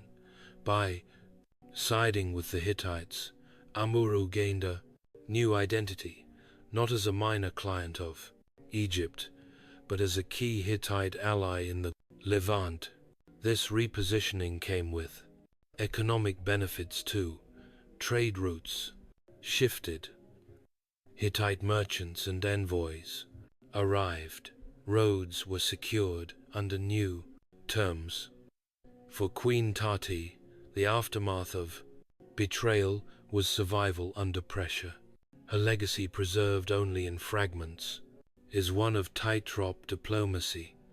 She didn't have the luxury of certainty. Every decision could spark invasion or civil unrest. Yet amid the chaos she endured, and in the Bronze Age, enduring was often the greatest form of victory. In an age where most queens were unnamed, unseen, and largely forgotten by official records, Queen Tati of Amurru left behind something extraordinary, a name carved into clay. Her appearance in Hittite diplomatic archives is more than just a footnote.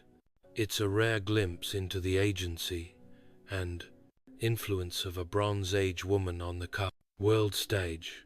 Tati is mentioned in the context of treaties and letters between Amurru and the Hittite Empire, particularly under the reign of Superaluma I, the master tactician of Anatolia. These records, preserved on cuneiform tablets found in the Royal Archive of Hattusa, show that Tati was more than a ceremonial figure. She was either directly involved in diplomatic dealings or wielded enough power that her presence had to be acknowledged. One specific letter describes the political situation in Amurru following its defection from Egypt.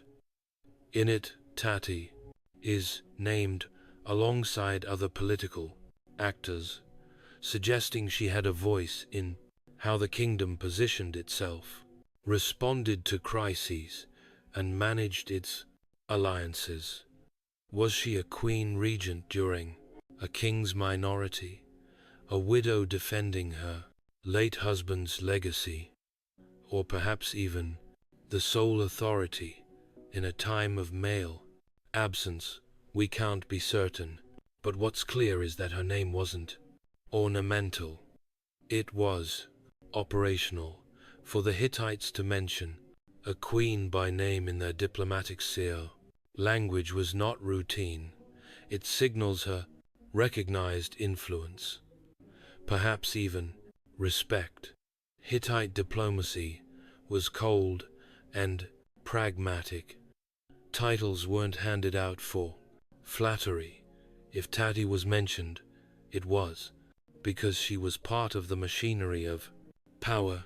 This is especially significant, considering that most Bronze Age international correspondence was between kings. Queens were usually silent allies, referenced indirectly if at all, but Tati's presence is carved into the same documents that tracked alliances, warfare, tribute, and betrayal.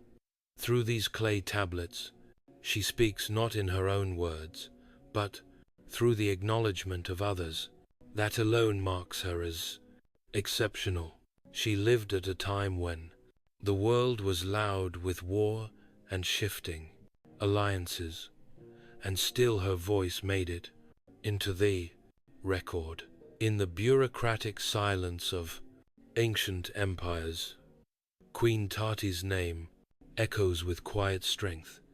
By aligning Amurru with the Hittite Empire, Queen Tati ensured her kingdom's survival, but at a cost. The alliance brought not just protection, but also oversight. And at the heart of that oversight was Subilium, the towering Hittite king who reshaped the Near East with iron will and strategic brilliance.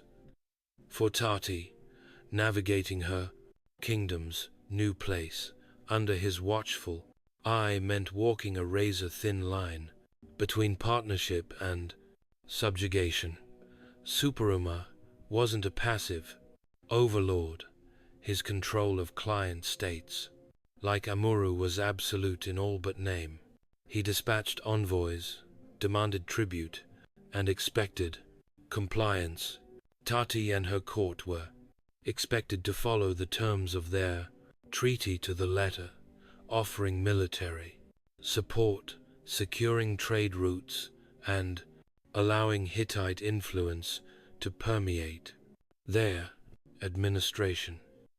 It's likely that Tati had to host Hittite advisors at court, perhaps even Hittite troops stationed nearby. Her decisions, foreign and domestic, were no longer entirely her own, but she wasn't powerless. Tati's skill was not in defying Subeluma, but in managing his expectations, gaining his trust, and leveraging the alliance to solidify her internal rule. Her real challenge may have come not from the Hittites, but from within. Local elites, merchants, and religious figures accustomed to Egyptian patronage may have chafed under new Hittite customs and oversight. Tati had to be the buffer, appeasing her powerful overlord while quelling discontent at home that required diplomacy of the highest order, not to mention a keen understanding of personalities, politics, and shifting loyalties. And still the Hittite king trusted her court enough to enforce loyalty. That speaks volumes. In an era where failed vassals were swiftly replaced or destroyed, Tati Amuru remained intact. Her leadership was steady. Her presence in the diplomatic record continued. This wasn't the freedom of a prior, sovereign queen. It was something far more precarious, the role of a broker between empire and people, survival and autonomy, and few played that role better. Tati lived in Subupilia's shadow, but she wasn't eclipsed by it. She understood how to bend without breaking, and in the brutal calculus of Bronze Age politics, that was a triumph in itself. Queen Tat's survival in the Dart historical record is rare, almost miraculous. The Bronze Age wasn't known for preserving the names of women, let alone their accomplishments. Yet Tati's name endures, inscribed in Hittite diplomatic texts, not as a wife, not as a shadow behind a king, but as a participant in statecraft. Her legacy, though faint, shines. In contrast to the silence surrounding so many other women of her time, the late Bronze Age was filled with royal women whose influence was quietly immense.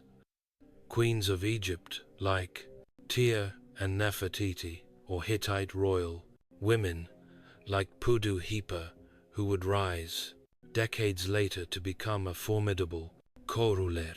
But most of these women were either from powerful dynasties or married to dominant kings.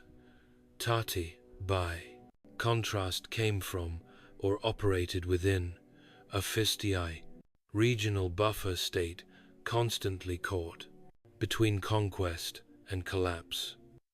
That makes her presence in foreign archives even more remarkable. We don't have monuments or statues of Tati. No gold death mask, no temple with her face carved in stone.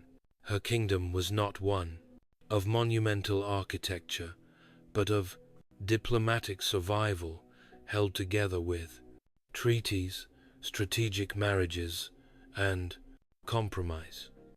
Her legacy is written not in marble, but in baked clay tablets, fragile, easily lost, yet somehow still, whispering her name through time.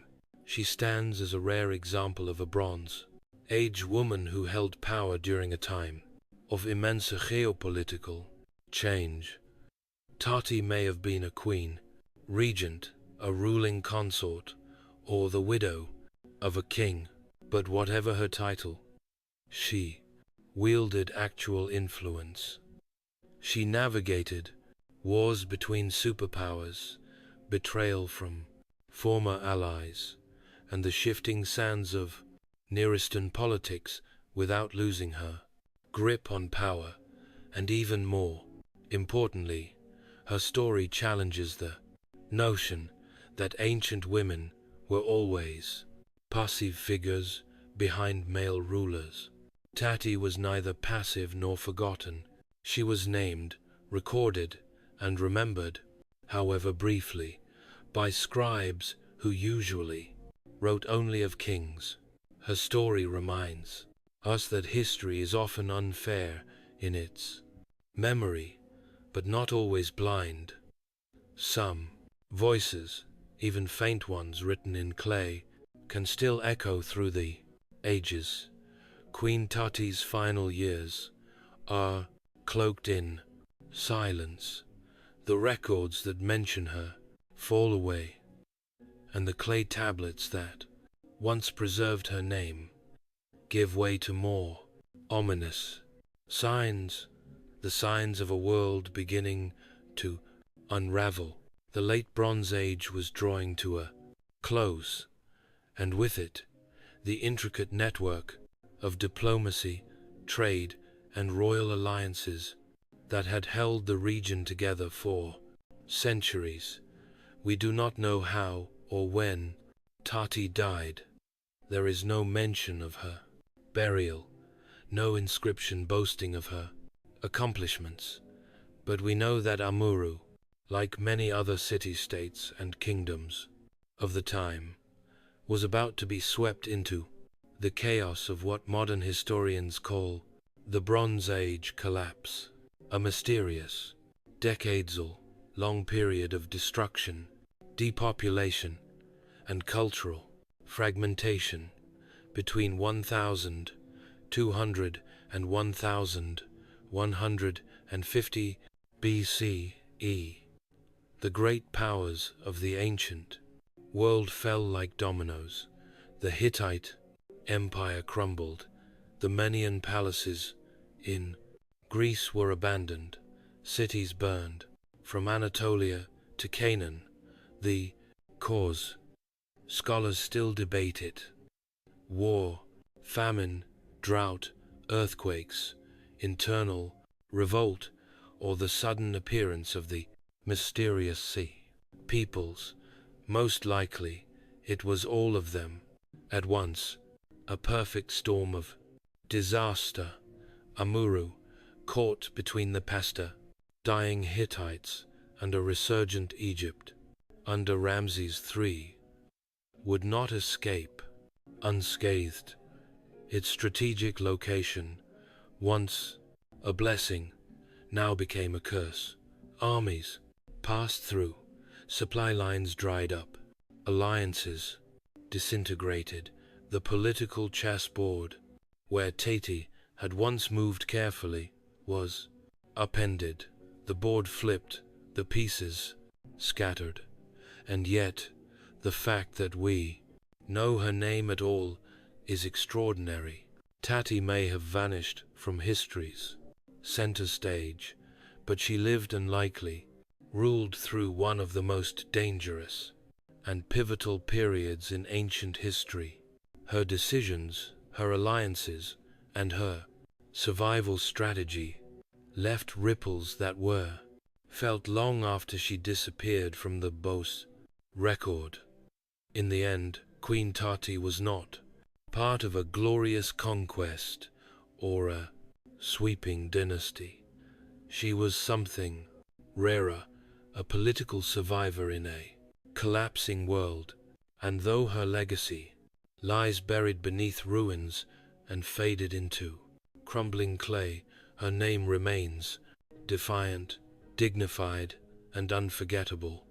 A queen without a tombstone, but not without memory.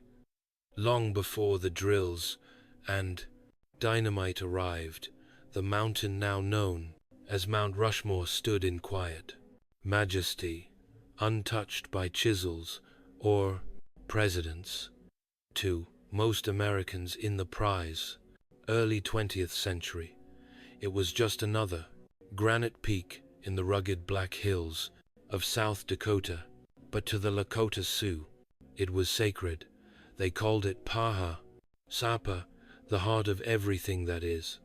A spiritual center, not a stage. The Black Hills had been granted to the Lakota in the Treaty of Fort Laram in 1868, a legal promise that the land would remain theirs forever. But forever proved brief after gold was discovered in the region just years later. Prospectors flooded in, and the U.S. government reneged on the treaty. The hills were seized, and the Lakota were pushed aside, their sacred spaces sold, mined, and eventually dynamited. By the 1920s, the United States was craving myth. The trauma of World War I had passed, but a new kind of identity crisis had emerged, one defined by modernity, rapid industrial change, and the search for a unifying national story. Against that backdrop, a South Dakota historian named Don Robinson came up with a bold idea: carve giant figures of American heroes into a mountainside to attract tourism and celebrate the country's greatness. Robinson originally envisioned Western figures Louis and Clark, Red Cloud, Buffalo Bill. But once Gutzon Borglum, a fiercely ambitious sculptor with a love for grandeur and nationalism, joined the project, the scope shifted. Borglum proposed something far more dramatic: the faces of 4 U.S. presidents carved at monumental scale into the granite cliffs. The mountain chosen for the project was not selected by accident. It offered solid granite, high visibility, and favorable sun exposure. But it also stood on land taken from indigenous people, a fact ignored or dismissed by the project's boosters. At the time, the mountain didn't even carry its now famous name in Lakota tradition. Mount Rushmore was a colonial label, coined after a visiting New York lawyer in 1885. The land, once full of tribal stories and ancient rhythms, was about to become something else entirely: a monument to empire, ambition, and the American mythos. The face of the mountain was blank, but not empty.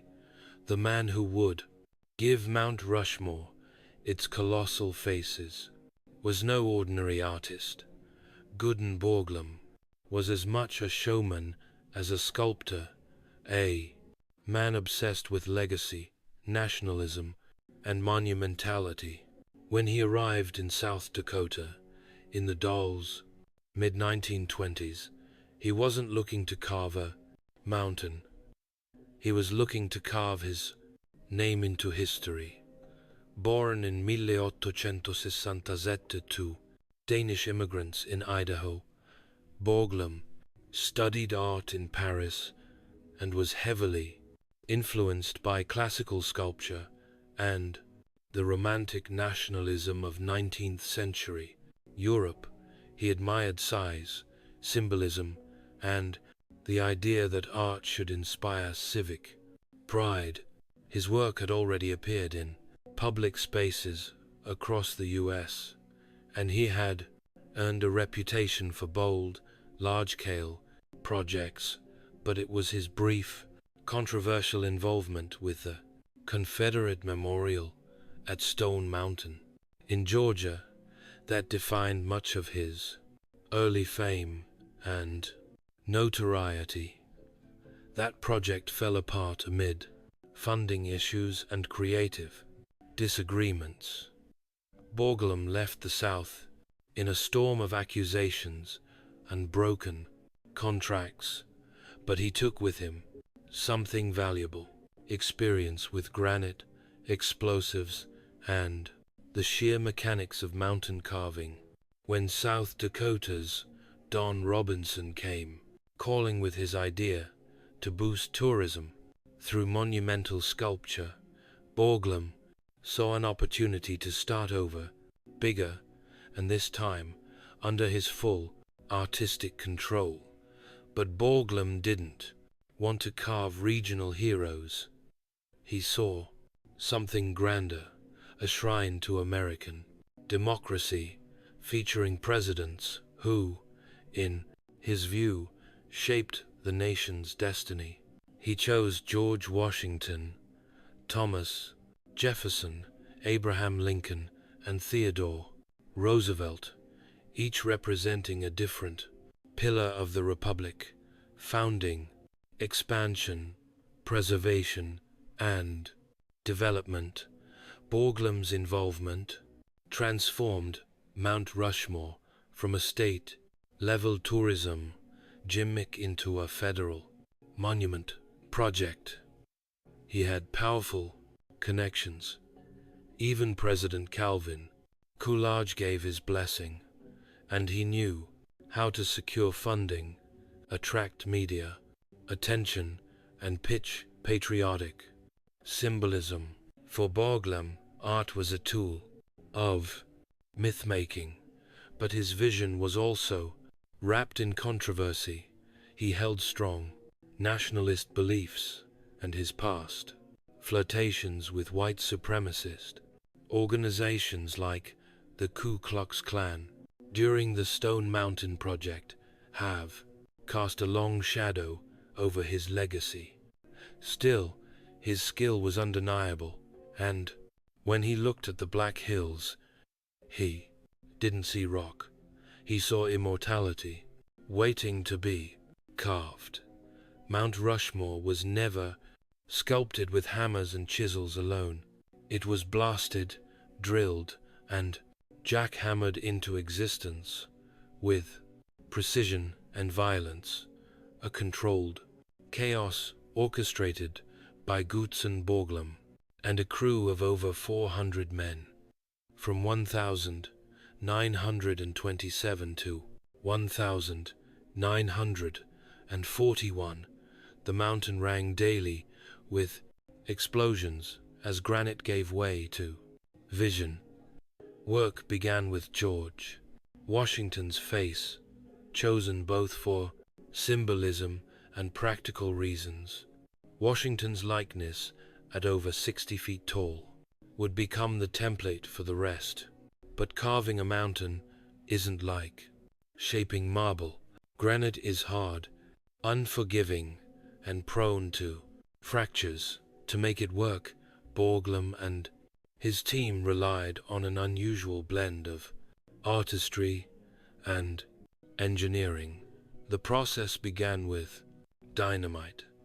Blasting crews used carefully calculated charges to remove massive amounts of rock, shaving away the mountains bulk in layers.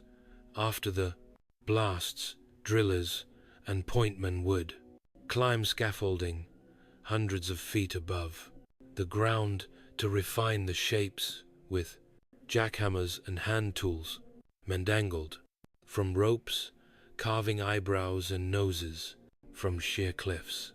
It was skilled labor, dangerous and often deafening, but also oddly intimate. Each face took years to complete, and mistakes could not be undone. Despite the scale, the tools were shockingly ordinary. Workers used basic equipment, powered by compressors and ingenuity.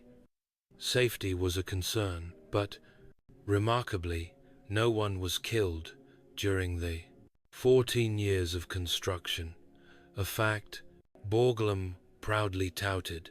Many of the workers were miners, stone cutters, or unemployed laborers from the Great Depression.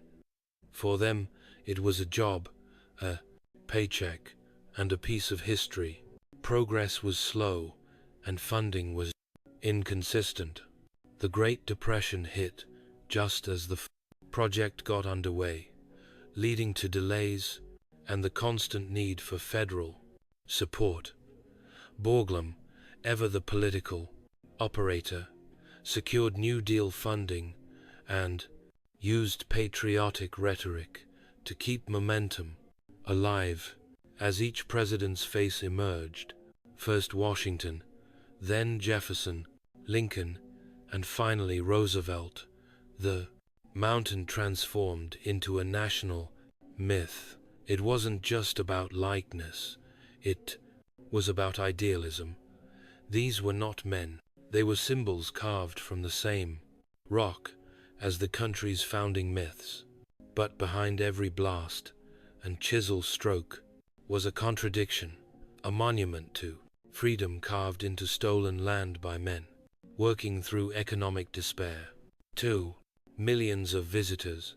Mount Rushmore is a patriotic symbol, a shrine to democracy carved in stone. But to the Lakota Sioux, it is a wound. The monument was carved into the Black Hills or Paha Sapa, a place held sacred by the Lakota, long before the first dynamite charge ever echoed through the cliffs. For them, this wasn't just granite. It was holy.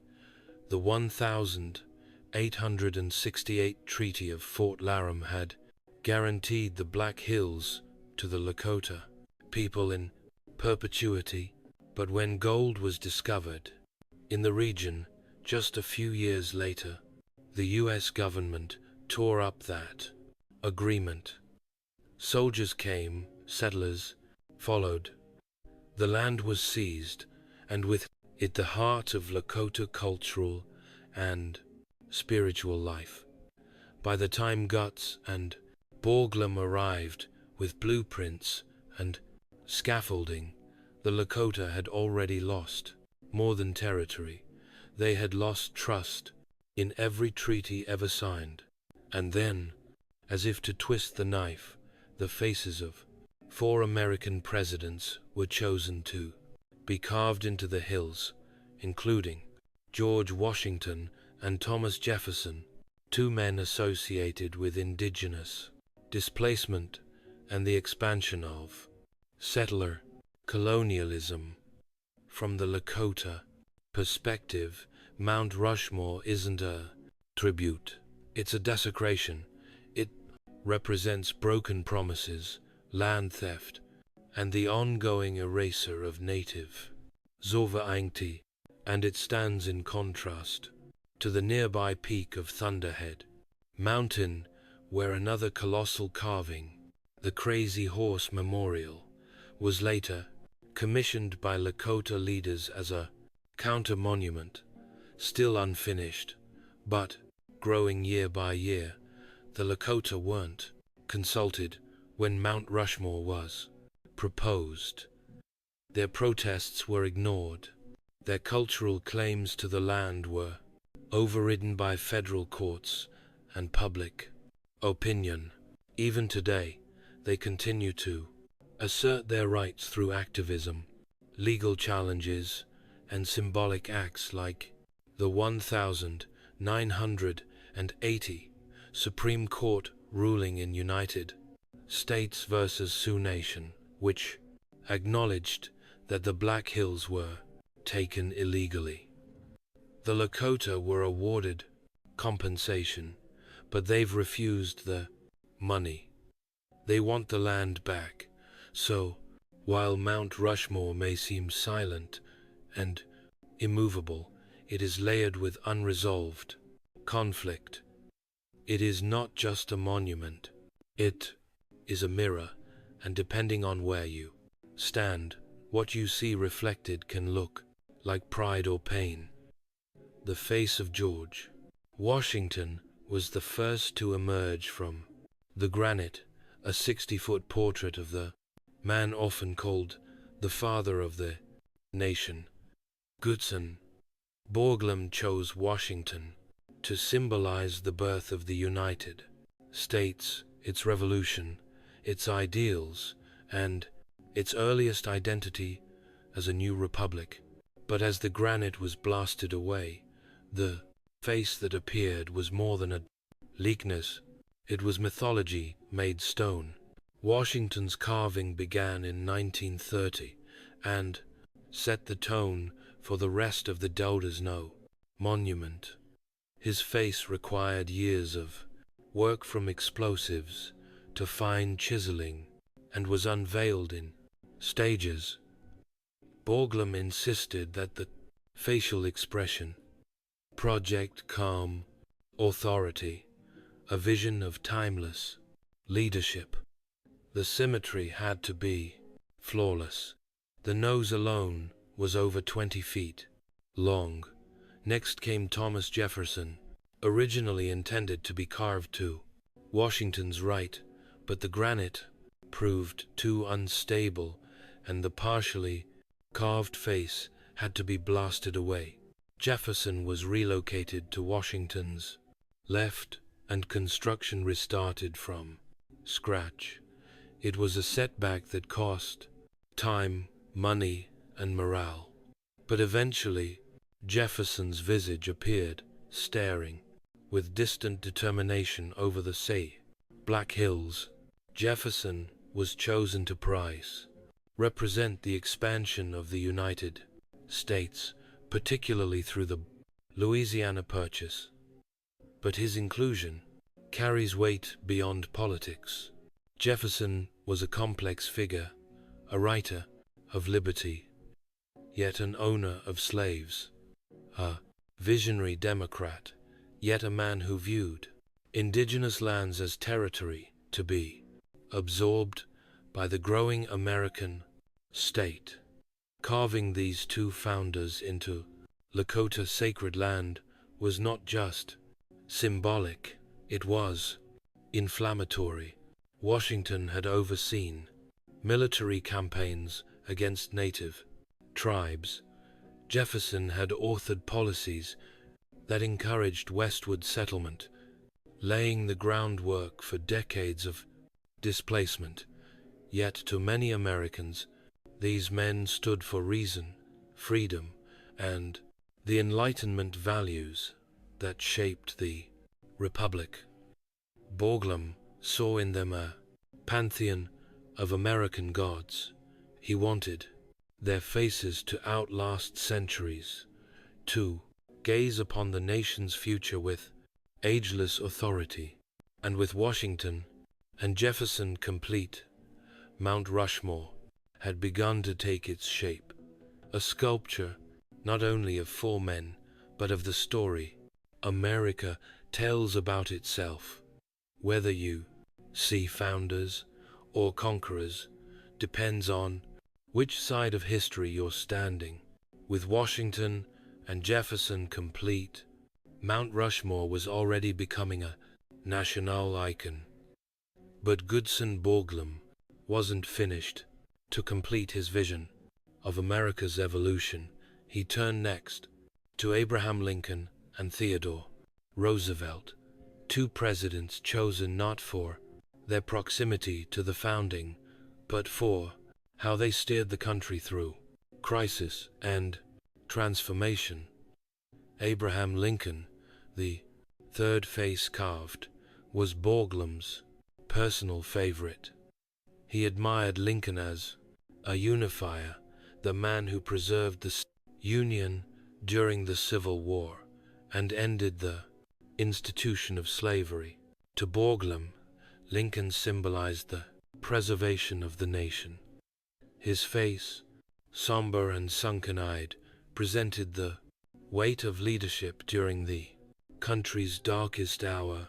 Carving Lincoln's face into the granite took years, from 1937 to 1939, and required immense attention to detail. His deeply set eyes, high cheekbones, and signature beard were etched slowly, often by hand, with pneumatic hammers. Then came Theodore Roosevelt, a more unconventional choice at the time. Borglum selected him to represent the development of modern America, its industrial might, economic ambition, and growing global presence. Roosevelt had been a personal friend of Borglum's, and his progressive reforms, trust-busting campaigns, and environmental conservation efforts made him, in Borglum's eyes, the ideal figure of dynamic leadership. Roosevelt's face, carved snugly between Lincoln and Jefferson, was a technical challenge due to its recessed position and thick, rimmed spectacles, are detailed carefully, shaped into the stone using metal rods to suggest the lenses. His inclusion was controversial.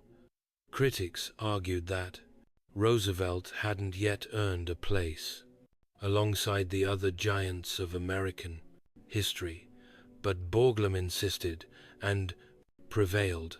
Together, Lincoln and Roosevelt completed the four-part narrative: birth, expansion, preservation, development.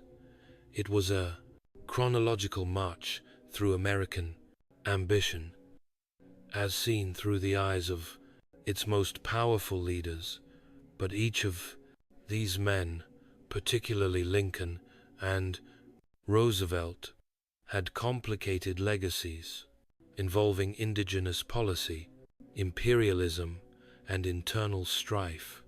Still, their faces, now larger than life, were intended to be permanent. They were carved to endure thousands of years, and as their stone expressions took shape, Mount Rushmore stopped being just a work of art. It became a symbol not of who these men were, but of what the country wanted them to be.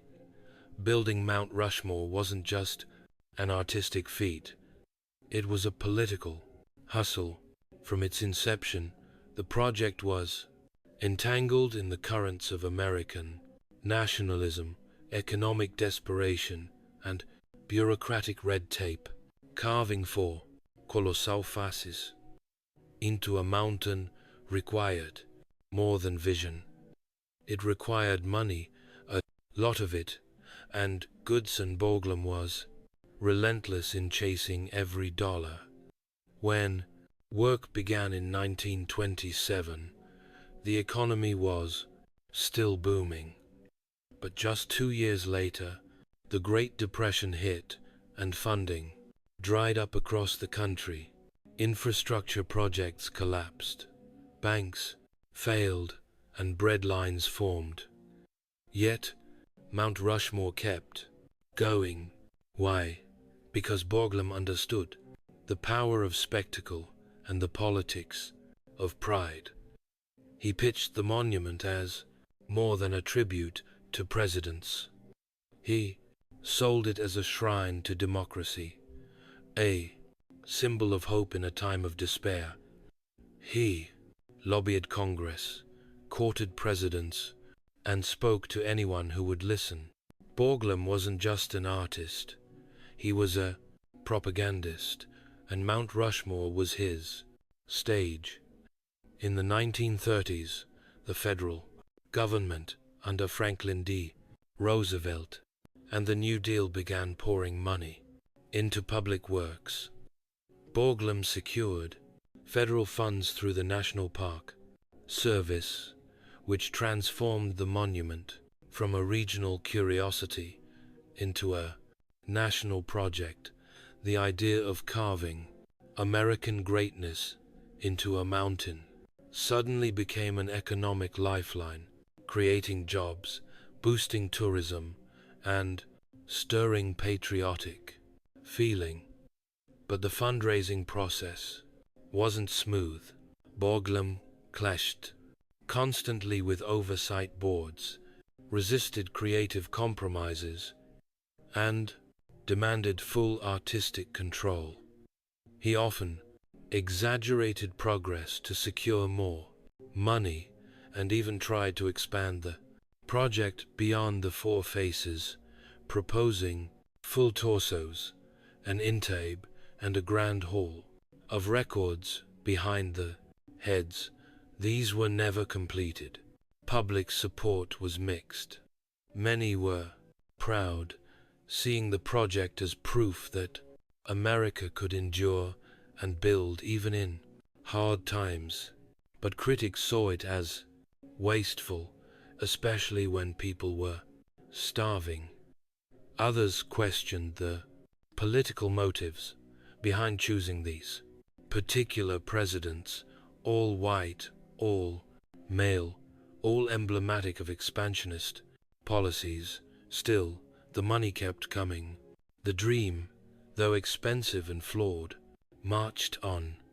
For Borglum, every dollar raised was a vote of faith, not just in his monument, but in the American myth it was meant to immortalize. By the late 1930s, Mount Rushmore was taking shape. 3 presidents complete, a fourth underway, and the scaffolding still rising. But then, in March of 1941, the monument's creator, Gutzon Borglum, died suddenly from complications following surgery. He was 73 years old.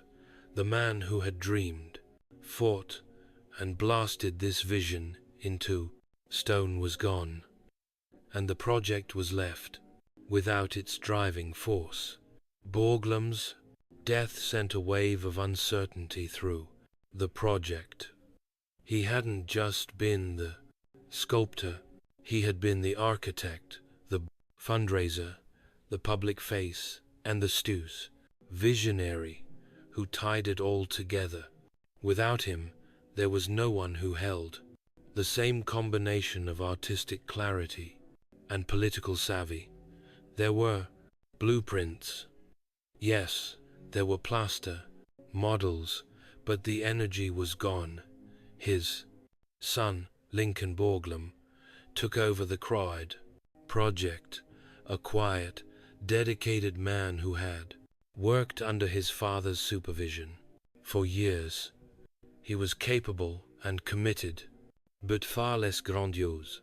While Gutzon dreamed of full torsos, inscriptions, and elaborate finishing details, Lincoln took a more practical approach. With time running out and funding tight, he focused on completing Roosevelt's face and securing the site.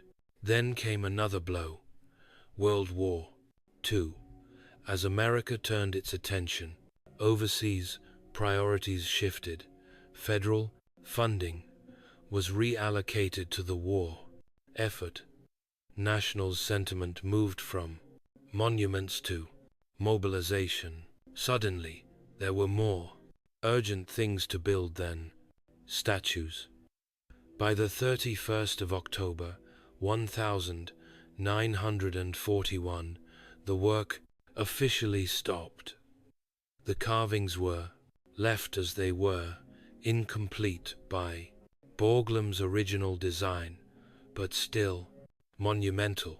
The planned Hall of Records, meant to house American documents and ideals, remained a hidden chamber behind Lincoln's head, unfinished and unused. Only decades later would a sealed repository of historical documents be placed there. And yet, even in its incomplete state, Mount Rushmore stood as a finished idea. 4 presidential faces gazed out over the Black Hills. Not quite what Borglum had envisioned, but powerful enough to become an icon. Borglum's death changed the mountain. It froze the dream in place. The monument, once alive with ambition, became solid, static, and silent, much like the stone it was. carved from. Today, Mount Rushmore looms as one of the most recognizable landmarks in the United States, a towering symbol of national pride, tourist fascination, and political complexity. To some, it is a breathtaking celebration of American ideals. To others, it is a painful reminder of the cost of empire. Its meaning shifts depending on who you ask. More than 2 million people visit the site each year, gazing up at the 68 faces of Washington, Jefferson, Lincoln, and Roosevelt. They come for photographs, for patriotism, and for the sheer awe of the engineering. But beneath the surface, the legacy of Mount Rushmore is far from simple. The monument has become a lightning rod in conversations about history, race, land rights, and national identity. Critics argue that it glorifies presidents who oversaw the expansion of the United States at the direct expense of Native American nations, carving their faces into Lakota, sacred land, land that was seized in violation of federal treaties, is seen by many as a lasting injustice. For the Lakota, Mount Rushmore is not a monument to liberty, it's a scar. At the same time, the monument has been fiercely defended by those who see it as a testament to American perseverance, a product of ingenuity and grit during the Great Depression, and a rise tribute to leadership. It has appeared in films, advertisements, textbooks, and political rallies, often as a shorthand for America itself. Even presidents have weighed in. Ronald Reagan called it a monument to American exceptionalism. Barack Obama visited the site and acknowledged its beauty while noting its contradictions. Activists have protested there. Tourists have proposed marriage there. It is a place of pilgrimage, both sacred and contested. Meanwhile, the unfinished Hall of Records tucked behind Lincoln's head now holds copies of the Declaration of Independence, the Constitution, and a short biography of Borglum. They rest in a titanium vault sealed inside a Pointains mountain meant for future civilizations to find. In the end, Mount Rushmore is not just a sculpture, it is a story, carved in granite, edited by history, and debated with every generation. A national myth, towering and incomplete, just like the country it was meant to represent.